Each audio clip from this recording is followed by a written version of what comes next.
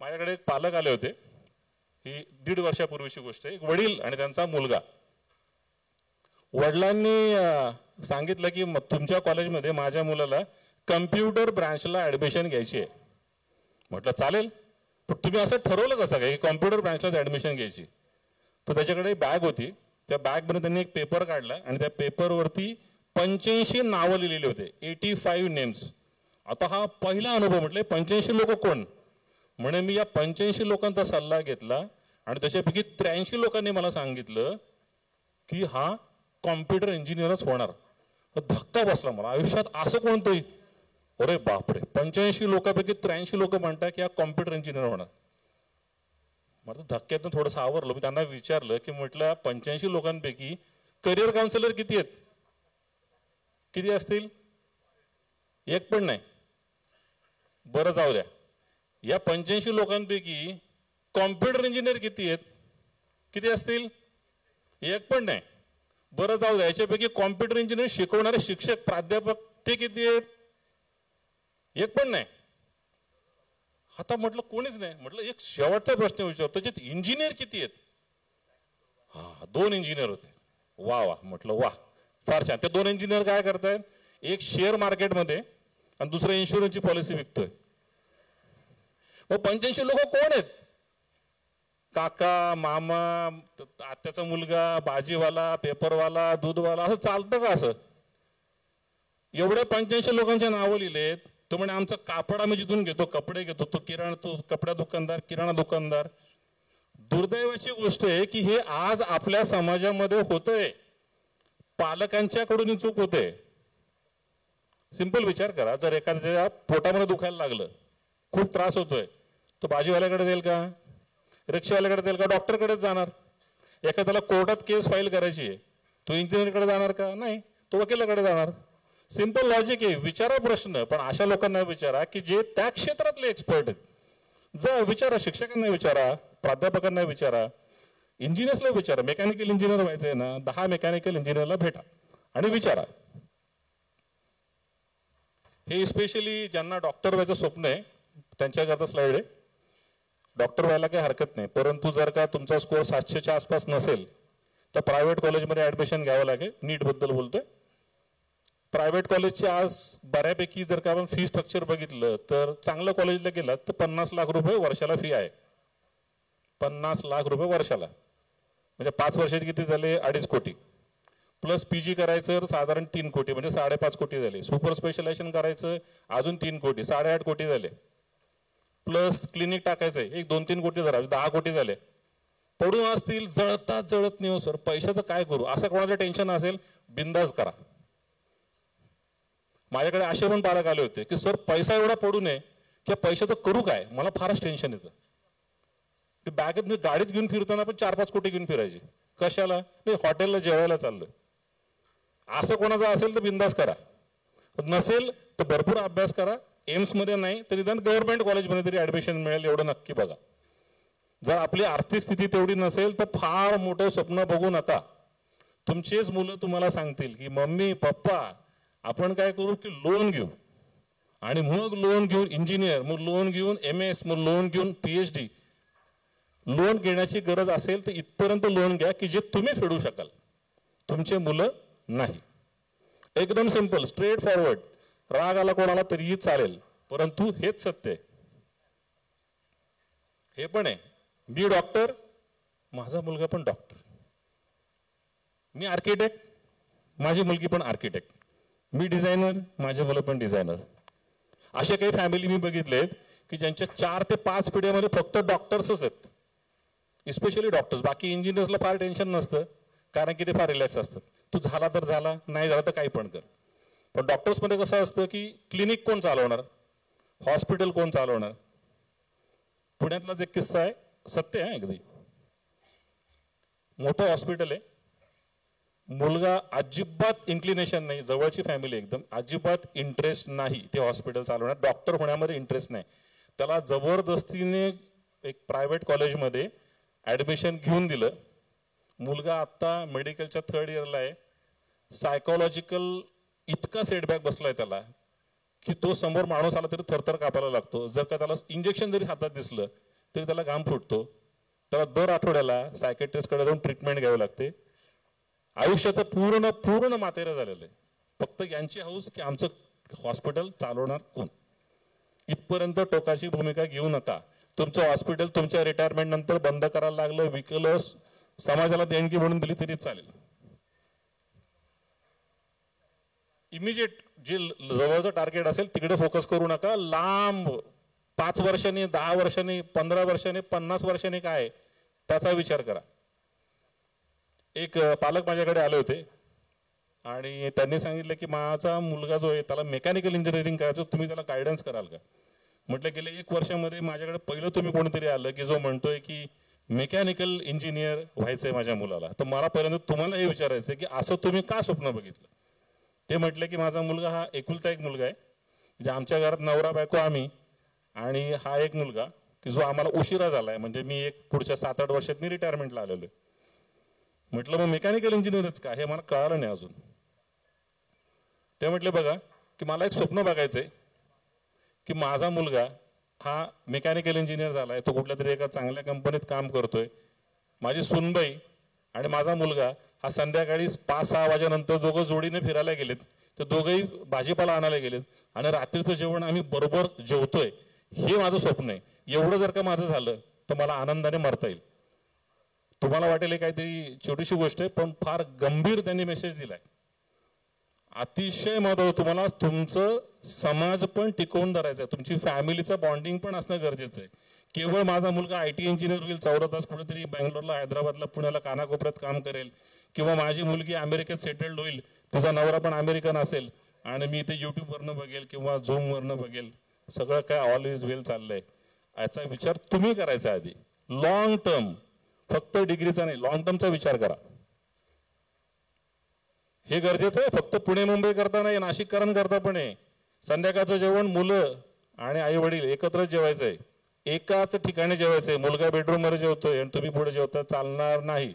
गप्पा मारा, अभ्यासाच्या गप्पा मारू नका. पालकांना जागे व्हा. आज किती अभ्यास केला, किती क्वेश्चन सोडवले, काल 47, आज 32च का, एवढं टार्गेट नाही. तुझ्या जीवनात काय चाललंय, आज तुझे फ्रेंड्स काय म्हटले, इथपर्यंत गप्पा गोष्टी करा. आणि कुठल्या प्रकारचं बर्डन न ठेवता जेव्हा तुम्ही गप्पा गोष्टी मारताय तुमच्या मुलांबरोबर, तर एक फ्रिक्वेन्सी मॅच होते. अदरवाईज ही जनरेशन अशी आहे की जे 10वी नंतर डिटॅच व्हायला लागतात पालकांपासून. डिटॅचमेंटच्या ऐवजी तुम्हाला काय करायचंय, अटॅचमेंट करायची. त्याच्यामुळे ही अटॅचमेंट नक्की चांगल्यातलं चांगली ठेवा. विद्यार्थ्यांकरता सांगायचं ते विद्यार्थी मित्रांनो, हे पालक हे तुमच्याच चांगल्याकरता विचार करणार आहेत, तुमच्याच भवितव्याकरता विचार करणार. त्यांना तुम्हाला समजून घेण्याची गरज आहे.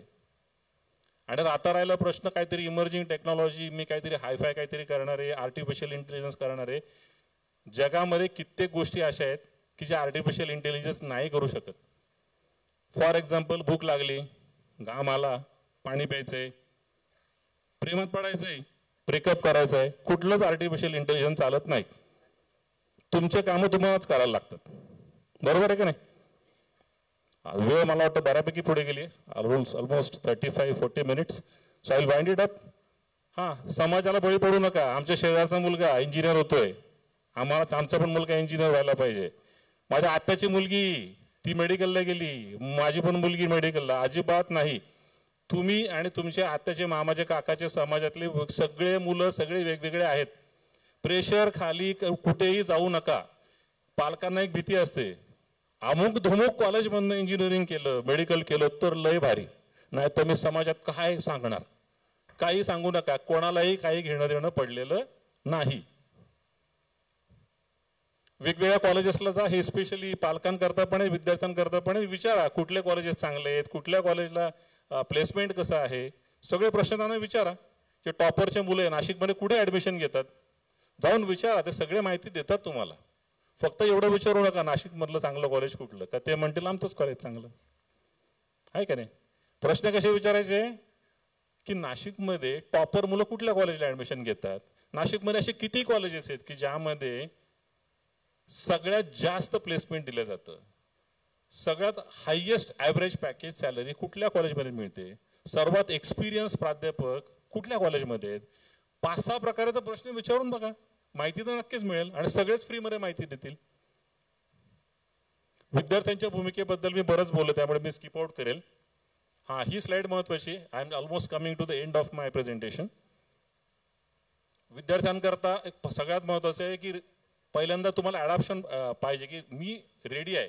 जे काही माझ्या जीवनात येणार, ती टेस्ट असतील, एक्झाम्स असतील, प्रिपरेशन असेल, आय एम रेडी. अपस्किल, माझं स्किल हे कंटिन्युअस वाढलं पाहिजे. रोज मला नवीन गोष्टी शिकायच्या आहेत. कदाचित ते सॉफ्टवेअर असतील, कदाचित एखादं बायोग्राफी तुम्हाला वाचायची असेल, इंग्लिश कम्युनिकेशन असेल, कम्प्युटिंग स्किल्स असतील, या सगळ्या गोष्टी तुम्हाला नव्याने शिकायच्या आहेत. सॉफ्ट स्किल्स सुद्धा महत्वाच्या आहेत. लोकांशी बोलायचं कसं, गप्पा कशा मारायच्या आहेत, धन्यवाद कसं म्हणायचंय, एखाद्या आपल्या घरी पाहुणे आलेत तर पाहुण्यांचं स्वागत कसं करायचंय, ह्या देखील गोष्टी अतिशय महत्वाच्या आहेत. दुर्दैवाने पालक आपल्या मुलांना त्या अपॉर्च्युनिटीज देत नाहीत, कारण की 11वी-12वीला आहे. घरी कोण पाहुणे आले त्यांना कळत पण नाही. विचारून बघा, जेवढे तुमचे पालक इथे आहेत त्यांना मुलांना हे माहिती आहे का, शेंगदाणे किती रुपये किलो आहेत आणि मेथी आणि पालकमध्ये नक्की फरक असतो का, घरातला किराणा किती रुपयाला येतोय, वार्षिक आपला खर्च किती असतो, बसचं तिकीट किती रुपयाला असतं. माहिती नसेल तर जनरल नॉलेज सुद्धा येणं गरजेचं आहे. NEP बद्दल पण काय बोलू शकत नाही मी आता. याच्या व्यतिरिक्त समजा काही तुम्हाला करिअर सिलेक्शन करता काही हेल्प हवी असेल तर आम्ही या सेशन संपल्याच्या नंतर इथे पॅनल डिस्कशन ठेवलेलं आहे. त्याच्यामुळे तुमचे जर काही प्रश्न असतील तर तुम्ही आम्हाला विचारू शकता. सगळेच वक्ते त्यावेळेस इथे असणार आहेत. तुम्हाला सर्वांना मी माझ्याकडनं भरपूर साऱ्या शुभेच्छा देतो. आय थिंक की हे सेशन तुम्हाला काही ना काहीतरी जनरल माहिती देऊन गेला असेल.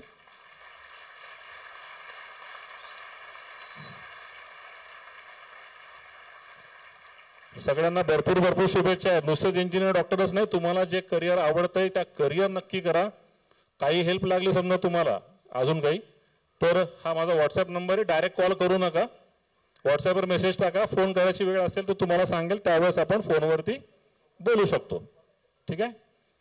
So that's it. जाता जाता मी एवढंच म्हणेल की आज खूप चांगला उपक्रम रामराज अकॅडमीने इथे घेतलाय.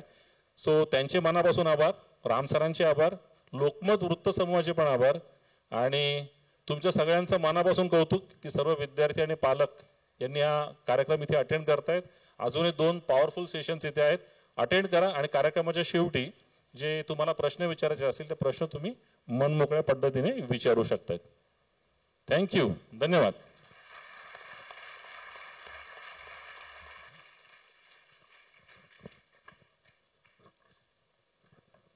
Thank you very much sir. सरांनी मागच्या 1 तासापासून आपल्या बऱ्याच मनातील प्रश्नांना ऑलरेडी हात घातला असेल, आणि जसं सरांनी सांगितलं की याच्यानंतरही काही विद्यार्थी आणि पालक यांच्या मनामध्ये काही प्रश्न असतील तर कार्यक्रमाच्या शेवटी आपण तो क्वेश्चन अँड आन्सरचा सेशन पण घेणारच आहोत. तत्पूर्वी मी आज हा कार्यक्रम आपल्या समोर जी संस्था घेऊन आली आहे, रामकृष्ण फाउंडेशन संचलित रामराज सायन्स इन्स्टिट्यूट आणि रामराज ग्लोबल ज्युनियर कॉलेज, यांच्याबद्दल आपल्या सर्वांना एक छोटीशी ओळख करून देण्यासाठी आपल्या समोर उभा आहे.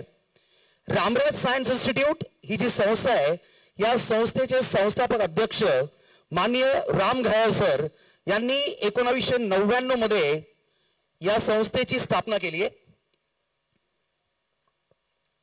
आणि सध्या we are proudly present in Nashik at 4 different places, Ashok Stambh, Pawan नगर, इंदिरा नगर, आणि मागच्या 7 वर्षापासून याच रामराज सायन्स इन्स्टिट्यूटने रेसिडेन्शियल कॅम्पस जो आडगाव हिंदुस्थान नगर इथे प्रेझेंट आहे, या सर्व ठिकाणी मागच्या जवळजवळ 7 वर्षापासून आणि वरच्या ज्या 3 ब्रांचेस या मागच्या 25 वर्षापासून विद्यार्थ्यांना JEE, CET, नीट, फाउंडेशन यांसारख्या वेगवेगळ्या कोर्सेसमध्ये खूप चांगलं असं कोचिंग करण्याचं काम आम्ही करतोय. यानंतर जो रेसिडेन्शियल कॅम्पस आहे आमचा, हा एक रेसिडेन्शियल कॅम्पस थोडंसं वेगळं विजन घेऊन आम्ही बनवलाय. आणि ते विजन असं आहे की विद्यार्थ्यांना फक्त अकॅडमिक्स मध्येच आम्हाला एक्सलन्स नाही प्रोव्हाइड करायचं आहे, तर त्यांच्या ज्या काही एक्स्ट्रा करिक्युलर ऍक्टिव्हिटीज आहेत, हत्ते सरांच्या बोलण्यामधून आपल्याला जाणवलंच असेल की फक्त 90% मिळाले, 95% मिळाले, अमक्या कॉलेजमधनं डिग्री कंप्लीट झाली आणि मग कुठल्या चांगल्या पॅकेजची नोकरी मिळाली असं होत नाही. पण आजकालच्या या कॉम्पिटिटिव्ह इरामध्ये मुलांचं कम्युनिकेशन स्किल, लिडरशिप स्किल्स, त्यांचं पर्सनॅलिटी डेव्हलपमेंट, या सर्व गोष्टीही तितक्याच महत्त्वाच्या आहेत. जर मोठ्या मोठ्या पदांवरती मला काम करायचंय तर अकॅडमिक सोबत या गोष्टी सुद्धा तितक्याच महत्वाच्या असणार आहे. आणि या प्रत्येक गोष्टीचा विचार करून हा रेसिडेन्शियल कॅम्पस आम्ही बनवलाय, जिथे मुलांना सकाळी 6 वाजल्यापासून योगा सेशन्स असतील, त्याच्यानंतर स्पोर्ट्स ऍक्टिव्हिटीज असतील, त्यांच्या स्वतःचे काही ग्रुप डिस्कशन्स आणि इंटरॅक्टिव्ह सेशन्स असतील, अशा विविध प्रकारच्या ऍक्टिव्हिटीज या कॅम्पसमध्ये आम्ही राबवतोय. जसं मी सांगितलं की रामराज सायन्स इन्स्टिट्यूट मागच्या 25 वर्षापासून JEE, CET आणि नीट यांसारख्या एक्झाम मध्ये खूप उत्कृष्ट असं कोचिंग करायचं काम करते.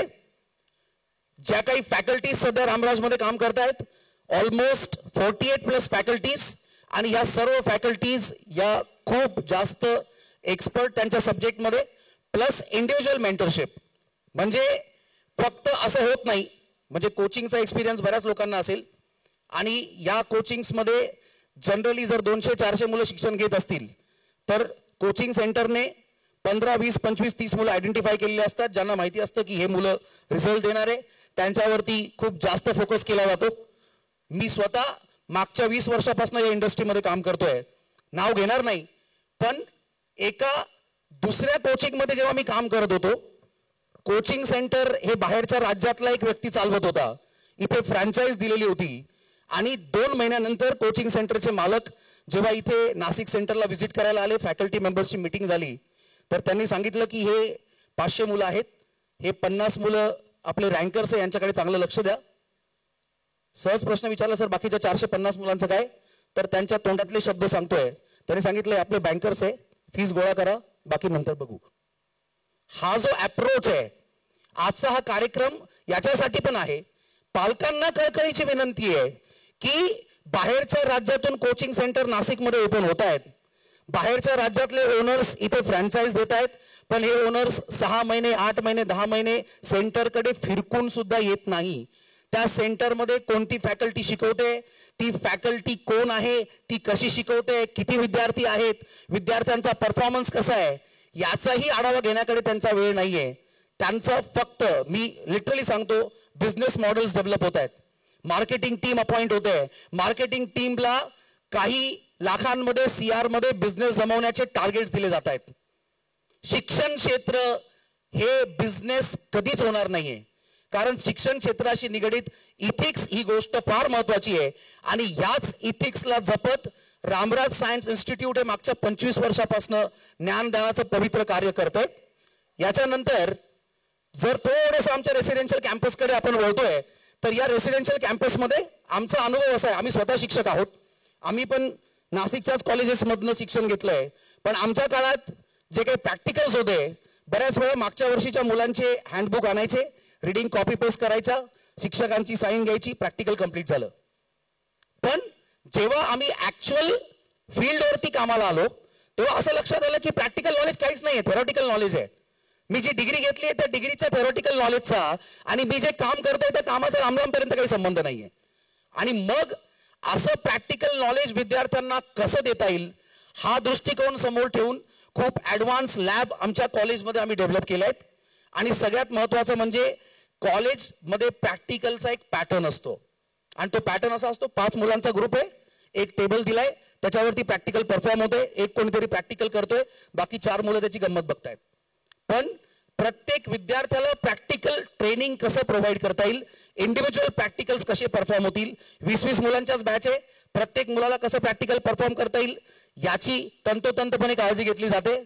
जसं आजच्या टेक्नॉलॉजीच्या युगात मागे राहून चालणार नाहीये, सो एक प्रशस्त IT लॅब डिजिटल प्लॅटफॉर्मसाठी मुलांना त्या ठिकाणी अवेलेबल आहे, आणि स्पेशियस लायब्ररी, या सर्व फॅसिलिटीज आमच्या रेसिडेन्शियल कॅम्पसमध्ये आहेत.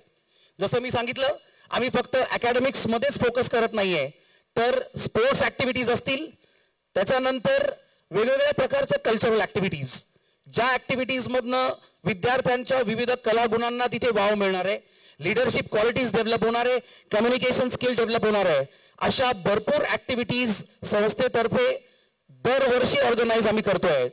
आणि यासोबतच रामराज हे पण खूप चांगल्या प्रकारे जाणतो की आपण समाजाचं पण काहीतरी देणं लागतो, आणि ज्या काही सोशल ऍक्टिव्हिटीज आहे, म्हणजे आदिवासी पाड्यांवरती दिवाळीच्या वेळेस फराळ वाटपांचा कार्यक्रम असेल, त्याच्यानंतर जे काही शेतकरी आत्महत्याग्रस्त कुटुंब आहेत, अशा 50 विद्यार्थ्यांना दरवर्षी मोफत शिक्षण, सिंगल पॅरेंट कोणी असेल, आई किंवा वडील दोघांपैकी कोणी नाही आहेत, अशा विद्यार्थ्यांना फीजमध्ये 50% जो काही सवलत आहे अशी सवलत, ट्री प्लांटेशन, अशा या भरपूर ऍक्टिव्हिटीज मागच्या 10 ते 12 वर्षापासून आमची संस्था राबवते.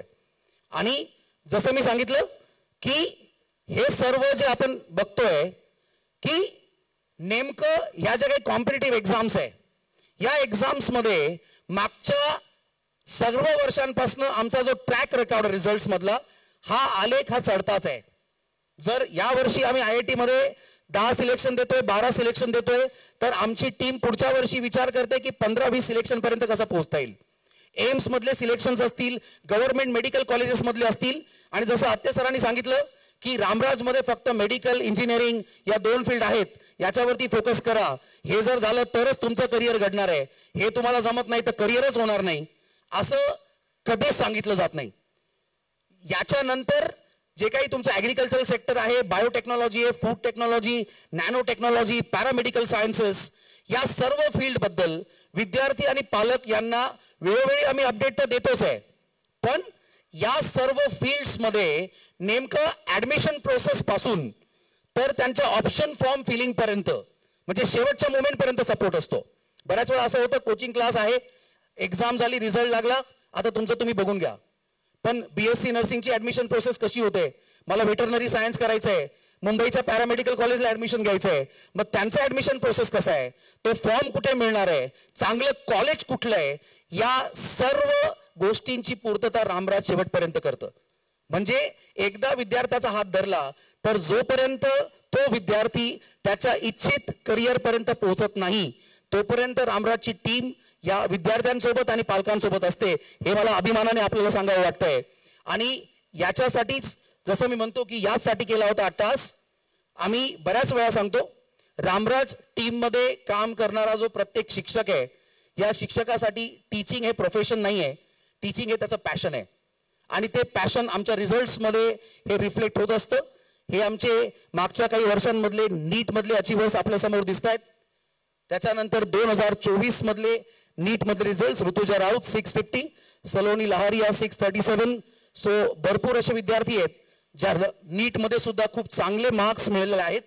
याच्यानंतर JEE प्लस MST CET, थोडासा आकडा आपल्याला खाली दिसत असेल, अबव 99 पर्सेंटाईल 25 प्लस स्टुडंट्स आहेत.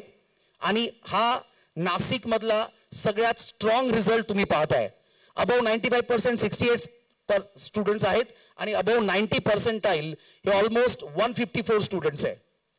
यानंतर जसं मी सांगितलं की या वर्षीच्या अकॅडमिक सेशनसाठी आम्ही Ramraj science institute RR SAT 2024 एक स्कॉलरशिप कम एंट्रान्स एक्झाम कंडक्ट करतोय, ज्या एक्झामच्या डेट आहेत 15th and 29th of December. ज्याच्यामध्ये ज्या स्कॉलरशिप एक्झाम्स मध्ये जर आपल्याला चांगले मार्क्स मिळाले तर सेशन मध्ये 90% पर्यंत स्कॉलरशिप आपल्याला मिळू शकते. स्कॉलरशिप प्लस याच्यासोबत अजून काही पर्क्स विद्यार्थ्यांना आम्ही ऑफर करणार आहे. पण यासाठी सगळ्यात महत्वाचं की करिअर निवडीबद्दल आपण आजचा सेशन घेतलाय. करिअर कसं निवडायचं याच्याबद्दल आज बोललं जात आहे. पण याच्यासोबत अजून एक महत्वाचा मुद्दा जो आहे की माझ्या मुलासाठी कोचिंग इन्स्टिट्यूट कसं निवडायचं. पुन्हा एकदा पालकांना कळकळीची विनंती आहे, असं एखादं इन्स्टिट्यूट निवडा जे लोकल ओनर आहेत, कारण त्यांच्या नाशिकमध्येच ब्रांचेस आहे, नाशिकच्या बाहेर कुठे ब्रांचेस नाहीये. आणि हे लोक रिझल्ट देण्यासाठी नेहमी कटिबद्ध आहेत, कारण त्यांना ती इन्स्टिट्यूट वर्षानुवर्ष चालवायची आहे. प्रत्येक विद्यार्थ्यावरती कटाक्षाने लक्ष दिलं जातं. कुठल्याही प्रकारचे बिझनेस मॉडेल्स घेऊन हे लोक आपल्या समोर येत नाही. त्यांचं केंद्र हा फक्त आणि फक्त विद्यार्थी असतो. माझ्या कोचिंग मध्ये आलेला विद्यार्थी कसा घडेल, त्याला पुढे करिअर मध्ये कसे चांगले मार्ग मिळतील, याचा विचार आम्ही मागच्या 25 वर्षापासून करतोय. आणि पालकांना पुन्हा एकदा मी आवाहन करतो की प्लीज रामराजच्या टीमचा एकदा पार्ट होऊन बघा, एकदा एक्सपिरियन्स घेऊन बघा, तुमच्या लक्षात येईल की नेमकं रामराज सायन्स इन्स्टिट्यूट काय ऑफर करत आहे. सो पुन्हा एकदा आपल्या सर्वांचे खूप खूप धन्यवाद की आपण वेळ काढून या कार्यक्रमासाठी इथे आलात. कार्यक्रम अजून संपलेला नाहीये. आपले 2 स्पीकर्स अजूनही वेट करतायत तुमच्याशी संवाद साधण्यासाठी. सो मी माननीय मानसी शिरगुरकर मॅम यांना विनंती करतो की त्यांनी पुढचं प्रेझेंटेशन सुरू करायचं आहे. Thank you very much. थँक्यू. नमस्कार.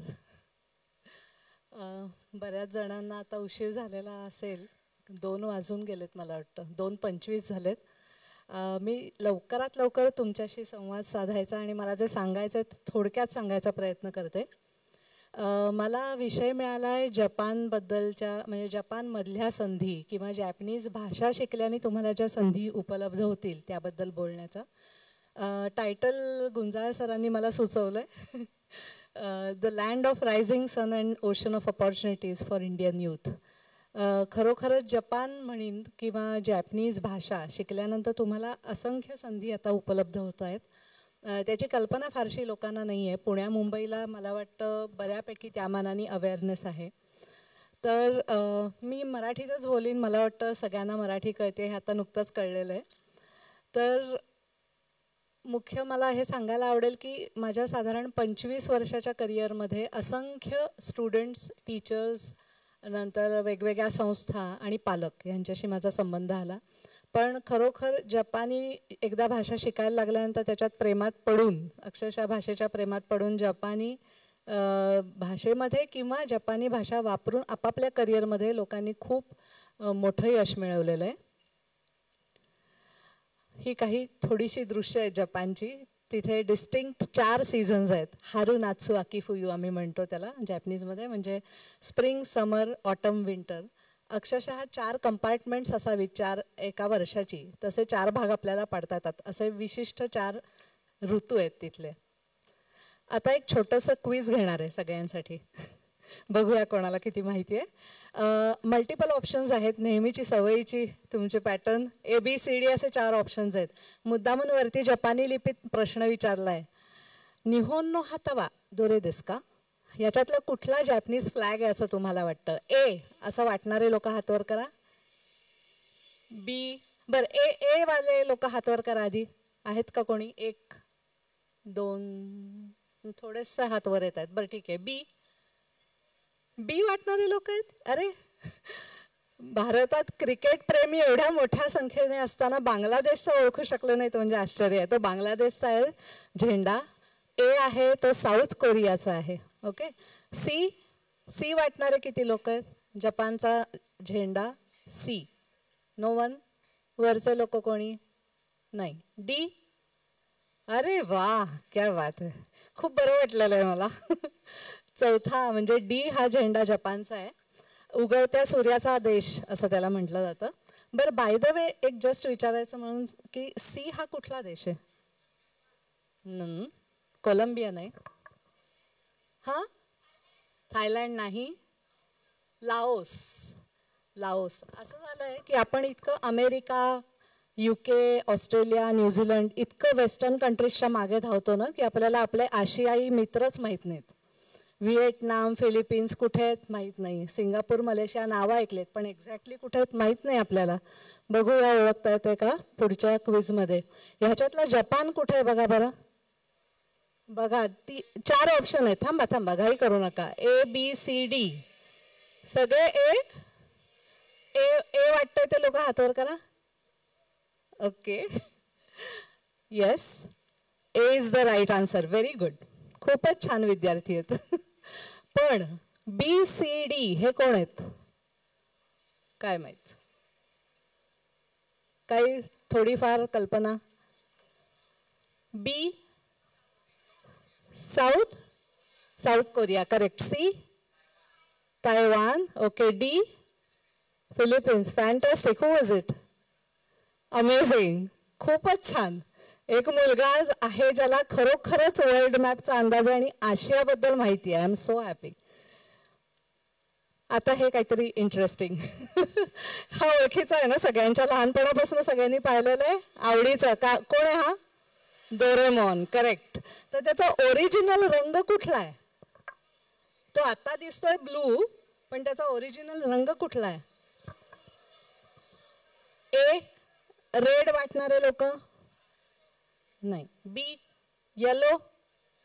ओ, खूपच डोरेमॉन लवर्स आहेत. सी म्हणजे ग्रीन, तो जरा सी वर गेलाय, सॉरी. ग्रीन आणि पर्पल नाही. Okay. B is the right answer. Too good. कशामुळे तो ब्लू झाला माहिती आहे का? ती गोष्ट माहिती असेल सगळे ॲनिमेशन बघणाऱ्या सगळ्या मुलांना, कार्टून बघणाऱ्या सगळ्या मुलांना माहिती असतं. माहिती आहे त्याची बहीण जी दोरेमी ती पण येलो होती ना. हां, तर कुठल्या तरी कुत्र्याने येऊन भीती घातली का कान चावला म्हणून हा भीतीने निळा पडला, अशी काहीतरी गोष्ट आहे. असं मी ऐकिवात आहे माझ्या, मी बघत नाही पण मी ऐकून आहे. तर हे कार्टून ॲनिमेशन्स ही सगळी जपानमध्ये ओरिजिनेट झालेली आहेत. जपान जवळपास 90% मार्केट जगातलं कॅप्चर केलेलं आहे त्यांनी ॲनिमेशनच्या थ्रू. ॲनिमेशन, मांगा. आता हे 4 ब्रँड्स बघा, याच्यातला कुठला ब्रँड जपानी असं वाटतं तुम्हाला? सॅमसंग. ओके. ए वाटणारे लोक हात वर करा. ए. ओके. बी. ओके. सी. ओके, मोजके आहेत. डी नाही. ही प्रॉडक्ट्स वापरता ना तुम्ही सगळे घरी? फ्रीज, वॉशिंग मशीन, TV सगळं वापरता. कुठला ब्रँड आहे माहिती आहे का? पण कुठल्या देशाचा आहे? कारण ते आपले एशियन देश आहेत ना, मग काय आपल्याला फारसा इंटरेस्ट नसतो.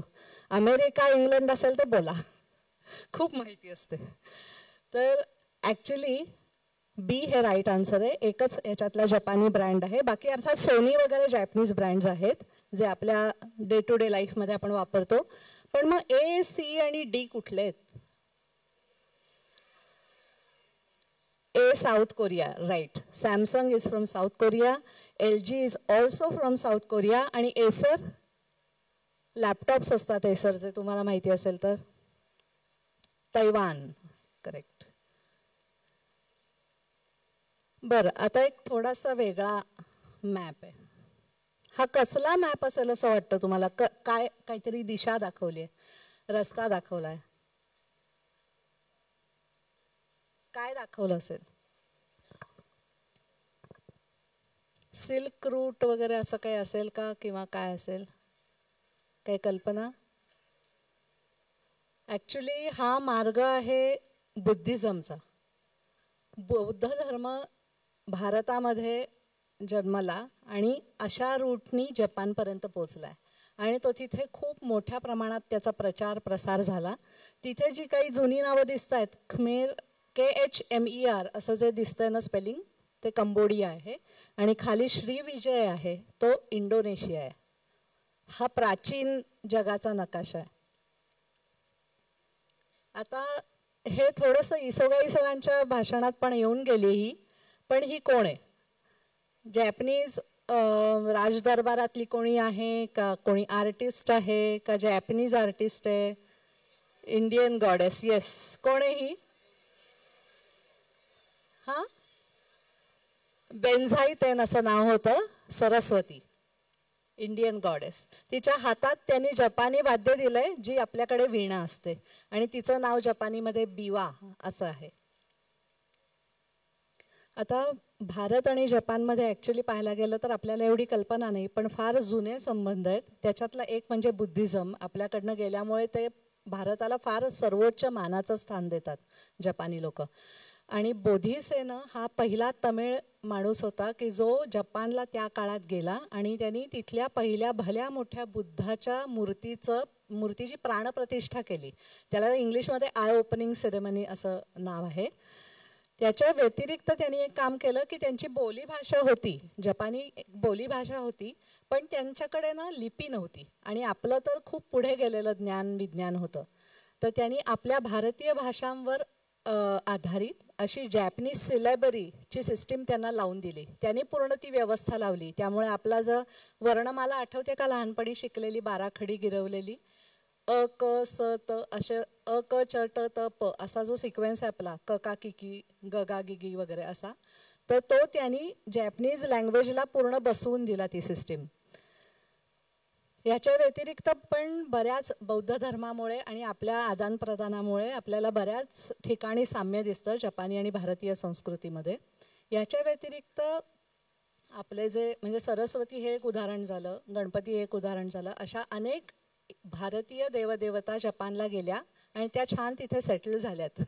त्या काही काहींचे गुणधर्म बदललेत, पण तिथे खूप मोठ्या प्रमाणावर त्यांची पूजा केली जाते. त्याच्या व्यतिरिक्त एक अतिशय हल्लीच्या मॉडर्न हिस्ट्रीमधला महत्त्वाचा मुद्दा म्हणजे दुसऱ्या महायुद्धामध्ये जेव्हा जपान बेचिराख झाला, हरला, त्यावेळेला भारतीय वकील बॅरिस्टर राधा विनोद पॉल हे खूप आदराने घेतलं जाणारं नाव आहे. त्या एकाच व्यक्तीने जपानच्या बाजूनी मत दिलं आणि त्यांची बाजू मांडली. अदरवाईज जे जिंकलेली जी राष्ट्र होती म्हणजे अमेरिका, फ्रान्स आणि ब्रिटन ह्यांनी आरोपीच्या पिंजऱ्यात उभं केलं होतं जपानला आणि फार मोठे दावे त्यांच्यावर ठोकण्यात आले, बरेच आरोप ठेवण्यात आले आणि त्यांना मोठ्या शिक्षा दिल्या गेल्या. पण त्यावेळेला केवळ एका भारतीय माणसानी जपानची बाजू घेतली, बाकी सर्व जजेस शांत बसलेले होते आणि हे उपकार जपान अजून विसरलेला नाही, ही महत्त्वाची गोष्ट.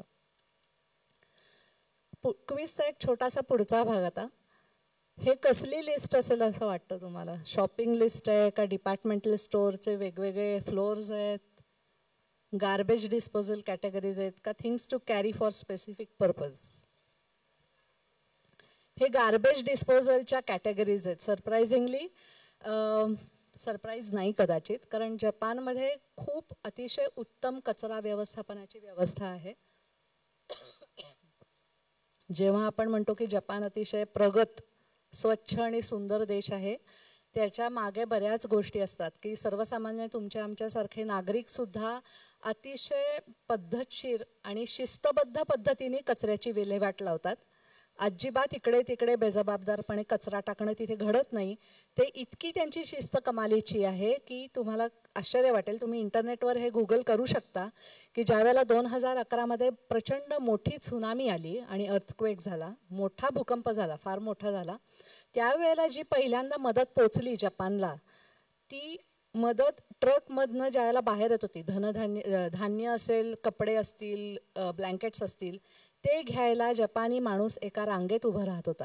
प्रत्येक ठिकाणी एका रांगेत आपली टर्न आल्यानंतरच ती मदत घ्यायची. ही जी शिस्त आहे किंवा इकडे तिकडे कचरा न टाकणं, त्याची ती व्यवस्था बघणं, हे प्रत्येक जण आपापल्या जबाबदारीने करतो. त्याच्यामुळे ते राष्ट्र मला वाटतं महान होऊ शकलं. हे थोडंसं इंटरेस्टिंग काहीतरी. हे काय असं वाटतं तुम्हाला? Kitchen spoon, shoe horn, baseball bat, baton म्हणजे बॅटसारखं वापर करायचा. मला वाटतं कुठल्या याक्यू म्हणजे बेसबॉलमध्ये वापरलं जातं, ते वाटतंय का काय वाटतंय? It's a shoe horn.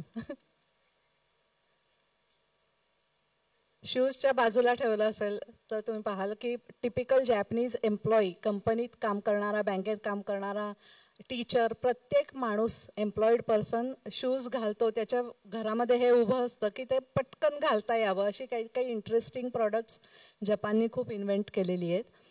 Slice करताना बघा त्यांनी काहीतरी एक छोटंसंच काहीतरी गॅजेट असतं आणि ते गमतीशीर असतं. त्या नूडल्स गार करायला त्यांनी छोटा पंखा लावला आहे चॉपस्टिक्सना. आणि ही पेन्स माहिती आहेत का? कसली पेन्स आहेत ती? मी त्याला जादूचं पेन म्हणते, कारण लिहिलं की मागे खोडरबर आहे त्याला आणि ते पेनाने लिहिलेलं खोडता येतं, अशी पेन्स आहेत. बरं, आता काही थोड्याशा महत्त्वाच्या गोष्टी जपानबद्दल, की जपान किती मोठा आहे हे माहिती आहे का? जपान फार छोटंसं राष्ट्र आहे. आपल्या भारताच्या क्षेत्रफळाशी जर तुलना केली तर 1/7, 1/7 एवढीच भूमी जपानकडे आहे. त्याच्यामध्ये सुद्धा 70% जंगल, दरीखोरी, पर्वतराजी आहे. उरलेल्या 30% सपाट जमिनीवर जे काय करता येईल, इंडस्ट्री, शेती, हे ते लोक करतात आणि तरीही ते खूप चांगल्या पद्धतीने मोठी इकॉनॉमी करू शकलेत. या काही हे काही फॅक्ट्स आहेत. सगळ्यांना इंटरेस्ट असेल असं नाही, त्यामुळे मी थोडं स्किप करते. काही गोष्टी आहेत की एक्सपोर्ट्समध्ये खूप पुढे आघाडीवर आहे जपान. त्याच्यामध्ये मोटर व्हेकल्स, सेमी कंडक्टर्स. मला वाटतं सेमी कंडक्टर्सबद्दल तुम्हाला कल्पना असेल. जर न्यूज वगैरे बघत असाल तर भारत आता लवकरात लवकर आपल्या देशामध्ये सेमी कंडक्टर्सचं प्रोडक्शन करायच्या प्रयत्नात आहे. तर ही फार मोठी इंडस्ट्री तिथे आहे. त्याच्यानंतर ऑफिस मशिनरी वगैरे पण एक्सपोर्ट केली जाते. रोबोटिक्स अर्थातच आहे. आता महत्त्वाचा मुद्दा जो इसोगाई सरांनी सांगितला की जपानची लोकसंख्या झपाट्याने कमी होतीये. खूप खूप गंभीर प्रश्न आहे त्यांच्या देशासमोरचा. पॉप्युलेशनचा जर तुम्ही ग्रोथ रेट बघितलात म्हणजे दरवर्षी होणारी वाढ ही मायनसमध्ये गेली आहे. तुम्हाला दिसतंय तिथे -0.11 असं त्याचं पर्सेंटेज आहे आणि 2024मध्ये -43 पर्यंत खाली आलंय. हे खूप चिंताजनक आहे एक राष्ट्र म्हणून. याचा अर्थ असा आहे की तरुण माणसं संख्येने अतिशय कमी आहेत, वयस्कर माणसांची संख्या जास्ती आहे, म्हणजेच ती इकॉनॉमी पेलायला तेवढे खांदे अवेलेबल नाहीत त्यांच्याकडे. त्याच्यासाठीच त्यांना आणि हे आणखीन एक कारण त्याच्यामध्ये असं आहे की लाईफ एक्सपेक्टन्सी म्हणजे आयुर्मर्यादा आपण ज्याला म्हणतो ती तिथे खूप आहे. जपानी माणसं सरासरी 85 वर्ष जगतात. सरासरी म्हणजे 100च्या पुढे गेलेले तर असंख्य लोक जपानमध्ये तुम्हाला दिसतील. आणि त्यांचं आता नुकतंच रिटायरमेंटचं एज पण त्यांनी पुढे नेलं आहे. म्हणजे 60ला तर माणूस रिटायर होतच नाही. मला वाटतं 70-75 पर्यंत ते वाढवायचा त्यांचा विचार आहे. 70 पर्यंत गेलेलंच आहे, 75 पण करतील लवकरच, कारण सगळे फिट असतात, व्यवस्थित दिवसाचा व्यायाम करतात, काम करतात, सगळं करतात.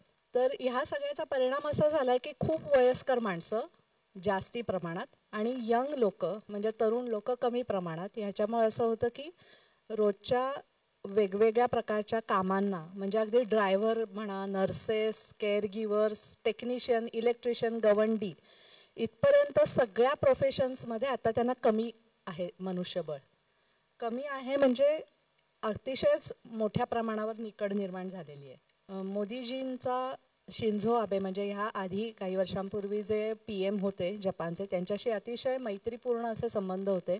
त्या दरम्यान आपल्या दोन देशांच्या संबंधांना खूपच ऊर्जा नवीन मिळाली. मला हे एक सांगावं असं वाटतं खूप की आपल्याला आपल्या भोवती बरेच इन्फ्रास्ट्रक्चर प्रोजेक्ट्स म्हणजे रस्ते, मोठे एक्सप्रेसवे, नंतर रेल्वेज असे किंवा बंदर म्हणजे पोर्ट्स डेव्हलप होताना दिसत असतील भारतभर. तर त्याच्यामध्ये बराचसा वाटा जपानच्या ODAचा आहे. ODA म्हणजे ऑफिशियल डेव्हलपमेंट असिस्टन्स.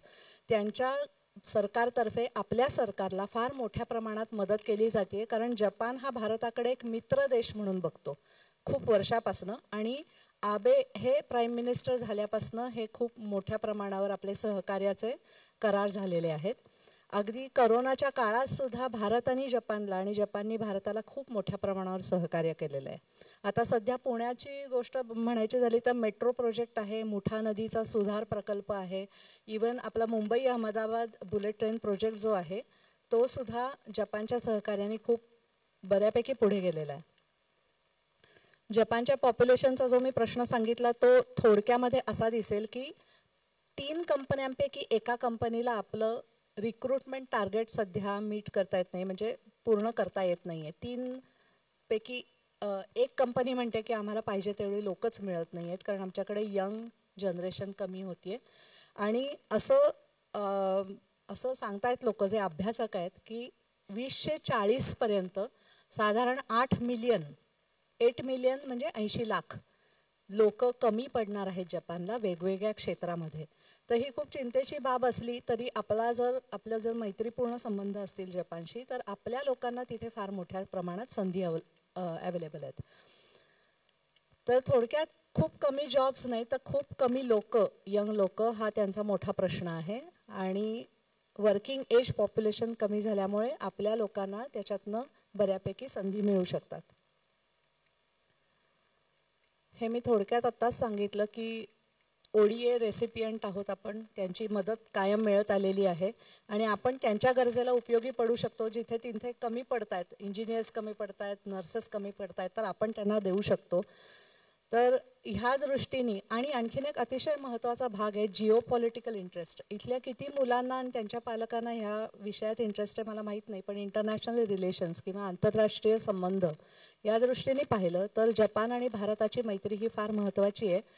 कारण चीनशी संबंध चांगले ठेवून जपानला फार काही चांगलं मिळालेलं नाही आहे. रादर त्यांना बऱ्याच गोष्टींमध्ये धोका आता दिसतोय की चीन आपल्याशी वागतोय तेच बाकीच्या राष्ट्रांशी वागतोय की ही सगळी भूमी आमचीच आहे असं चीननी धडधडीत सांगून त्याप्रमाणे कारवाया सुरू केल्यामुळे ज्या वेळेला क्वाडबद्दल इसोगाई सर बोलले ते त्याच्यामुळेच एकत्र आलेले आहेत की असे कॉमन काही गोष्टी आहेत की ज्या आपल्या दोन्ही राष्ट्रांना एकत्र येऊन त्याच्याशी मुकाबला करता येईल.